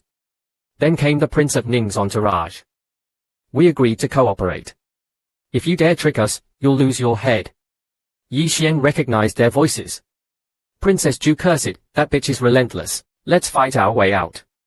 Yi Xian stopped Princess Ju. You'll distract them. You find a chance to escape. Princess Ju refused. No, we go together. I promised Tai's audience. Besides, you're no match for the 3 of them. You've done enough for me. This time, let me do the same for you. Take care. He walked out and closed the door. Princess Jaya's eyes filled with tears. Idiot, don't say it like we won't see each other again. Night had fallen. The moon was full. The Prince of Ning's entourage urged Bei Chen to find Yi Xian and Princess Ju. Suddenly, a voice rang out. Ha! Bei Chen and the others saw it was Yi Xian and immediately gave chase. The earth rank skill was too tempting. Yi Xian, seeing the 3, started running, trying to find a way to lose them. After a while, Yi Xian saw a large rock ahead. In a flash, he hid behind it, peeking towards his pursuers. He couldn't see Bei Chen and the others. Suddenly, a hand landed on his shoulder. Yi Xian broke out in a cold sweat. He turned to see a man carrying a wine jug. The man smiled. Relax, in Wenlu. Yi Xian smelled strong alcohol on him. The man hiccuped. Brother, do you know the way? He burped. Yi Xian had an idea. Some time later, the man was stumbling through the forest, holding the map Yi Xian gave him. A woman saw him and, thinking he was Yi Xian, gave chase. Hearing the sound, the man started running faster. Yi Xian watched from behind the rock, laughing. What a brilliant plan. After shaking off Bei Chen and the others, Yi Xian walked along a small path, intending to rejoin Princess Ju. Suddenly, a voice came from the side. Sly boy. What comes after the king offered a reward? You should know, right? Yi Xian stopped, his twin swords appearing. He turned to see a middle-aged man in a luxurious robe, his hair tied back. Yi Xian asked, Who are you? The man looked at him. You don't need to know. Just hand over the weapon, and you'll suffer less. This man was Wu Yunshan, the Marquis of Ning. Wu Yunshan looked at the wary Yi Xian. Why are you thinking of fighting? Perhaps I should show you my twin swords. Just let me go. Wu Yunshan laughed. Do you think that's possible? Yi Xian thought quickly. He weighed his options. Better to fight than wait for death. With that, Yi Xian drew his swords. One strike decides life or death. He lunged at Wu Yunshan. Wu Yunshan chuckled, and lightly rotated his right hand, then pushed forward. From his palm, a swirling energy instantly engulfed Yi Xian. Yi Xian watched Wu Yunshan effortlessly neutralize his attack. Here's a soul formation cultivator. This is bad. Wu Yunshan smirked. Show me any other tricks you have. I don't want to waste time here. Yi Xian roared, despicable. He unleashed another attack. Wu Yunshan easily dodged it. Is that all? I expected more from you. He flashed behind Yi Xian, his left hand outstretched, and blasted Yi Xian away with a surge of energy. Yi Xian crashed into a rock, cracking it. Wu Yunshan looked at Yi Xian with some admiration. A strong body and decent swordsmanship. Truly a talented cultivator of both body and spirit. It's a pity you were born in Jiang country. How about this? Come with me to Ning country and serve me. You'll spare your life. How about you come to Jiang country and be my watchdog? Wu Yunshan was enraged. Still talking back when you're about to die. You're courting death. He was about to strike when a loud slap echoed. Wu Yunshan went flying. As soon as the sound was heard, Wu Yun Mountain flew away. Good. This sudden scene startled Wu Yunshan. He turned and ran, touching his cheek. Damn it. Who hit me? He glanced around, but found no one. Wu Yunshan's expression turned serious. He cautiously looked around. Which senior is here? Please show yourself. No one replied. Back at the scene, Yi Xian floated in the air, injured. He moved slightly towards the steps, and An Lanio and the ninth princess were both shocked. Seeing it was Yi Xian, they rushed over. Perhaps there's a misunderstanding. How could it be? At this moment, An Lanio reached Yi Xian's side and supported him. Yi Xian looked at An Lanio and asked, "Why are you here?" An Lanio looked at Yi Xian as well. "Xiaoju sent me a message saying you were in danger, so I came back." Yi Xian felt embarrassed. "I've really troubled you all." The ninth princess spoke from the side. "Stop talking nonsense. What trouble? You're the one injured now. Let's take you to the military camp. There's a medical officer there." An Lanio nodded. Thus, the two women supported Yi Xian and left. Bei Chen and his group also caught up. Bei Chen looked at Yi Xian and the others' backs. As expected, the ninth princess heard the voice, and looked back, immediately annoyed. "You damn old woman, you're really persistent." Bei Chen now understood. "So that kid didn't steal the earth step dance technique. It was you guys who played us at Tiger Roar Mountain, so what? I advise you not to oppose Sangmu Academy. Hand over the technique obediently." The ninth princess glanced at An Lanio, who was placing Yi Xian against a wall. "Xiaoan, what do you think?" An Lanio walked out, spear in hand. She declared loudly, "The technique is with me. Come and get it if you can." Seeing An Lanio, Bei Chen's expression changed. "Huh? Why is she here?" An Lanio asked. "Which one of you did it?" A man and a woman from Ding country charged forward. Bei Chen hurriedly shouted, "Don't go." With a sweep of her spear, An Lanio repelled the man and woman before they could get close, the force of her attack pushing them back. An Lanio sighed regretfully and instantly appeared in front of Bei Chen.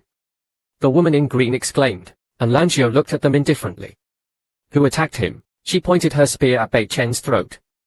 "Was it you, or was it all of you?" Bei Chen was covered in cold sweat, nervously explaining. "It wasn't me. I didn't do it." An Lanio stared at him. "Really? I don't like liars." Seeing the spearhead pierce his skin, Bei Chen repeatedly assured her. "Really, it wasn't me." An Lanio was about to strike again when a white-haired old man suddenly appeared in front of her. This man was Mo Song, one of the 3 Grand Deans of Sangmu Academy, and also Bei Chen's master. Mo Song bowed slightly. "Please wait, Lady An.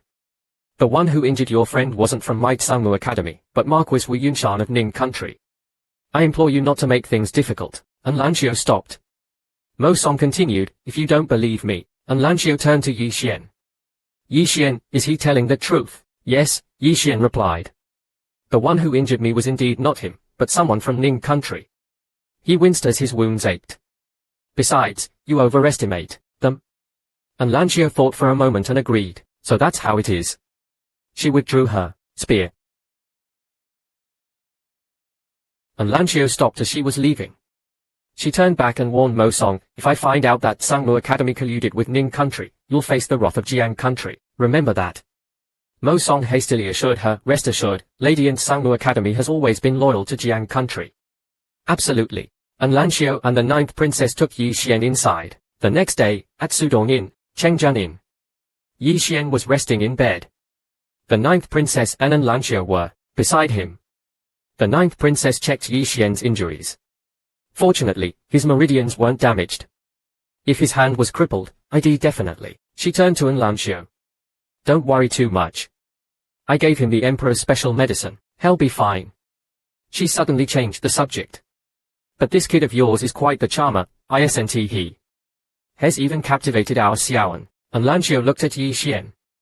"Has a worthy friend. I haven't met someone like him in years."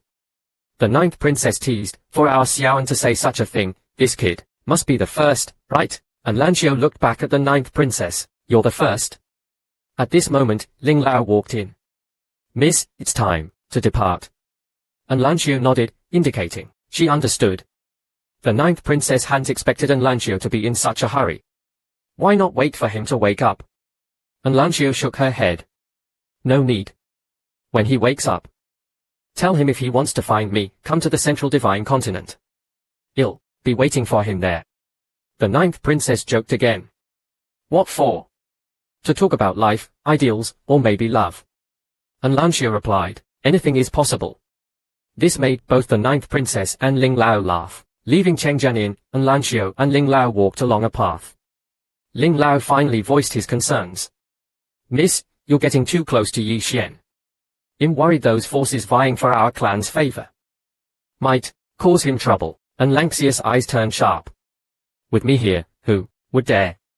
Ling Lao hesitated, then continued, but the clan leader has high hopes for you, miss. You know he wouldn't want you involved with someone mediocre like Yi Xian, let alone falling for him. That boy is not worthy. An Lanio looked back at Ling Lao. He's not mediocre, and he's worthy of me. Anyone who tries to trouble him will answer to me. This time, An Lanio didn't give him a chance to speak further. Her tone was sharp. Ling Lao, you've been with me long enough to know my temper. I don't want to hear you say such things again. Ling Lao bowed his head and softly replied, understood. Meanwhile, back at Chengjianin, Yi Xian had woken up. He held the golden scimitar the ninth princess had given him, a puzzled look on his face. This scimitar is a top-grade spiritual weapon. Are you really giving it to me? The ninth princess crossed her arms. I said I'd give it to you, so I will. Why? Yi Xian chuckled. You wouldn't be feeling guilty about me taking a hit for you, would you? The ninth princess, realizing her thoughts had been guessed, looked away awkwardly. So what? Anyway, you've touched it now. I'd rather die than take it back. Yi Xian examined the scimitar. Then thank you, ninth princess. The ninth princess waved her hand dismissively. Don't mention it. By the way, go to Zoetian Tower later. Yi Xian's eyes widened. Zoetian Tower. The ninth princess nodded. Yes, the earth step dance technique is being auctioned tonight. Yi Xian was confused. How come I didn't know? When did you arrange this? While you were sleeping, the ninth princess explained. You were out for 3 whole days. Get dressed and eat. Well, go after. She handed him his clothes. Yi Xian took the clothes. Slightly worried. There will definitely be a lot of powerful figures at this auction, all eyeing the earth step dance technique. Why don't you ask An Lanio to come with you? With her there, I think no one would dare to touch it. Seeing Yi Xian getting dressed, the ninth princess turned her back. Xiaoan has a lot of responsibilities. She's already taken a lot of time to help you. I can't ask her for more. Yi Xian nodded. You're right. When I go to the central divine continent, you'll definitely treat her to a good meal. Chengjian town was rather dilapidated, but Zoetian Tower, resplendent in gold and red, stood out in stark contrast. As the auction approached, a large number of guests entered Zoetian Tower. Inside, a well-figured woman in a black dress stood on the auction stage. She addressed the crowd with a slight bow. Welcome to Zoetian Tower. Chengjian branch. Im Shuqing, the manager. Tonight's auction will be. She glanced around and smiled. Tonight, we only have 3 items for auction. Though few, they will certainly not disappoint. Yi Xian ate while observing his surroundings. This place is truly bustling. I see quite a few people from Sangmu Academy. By the way, what price did you set for the earth step dance technique?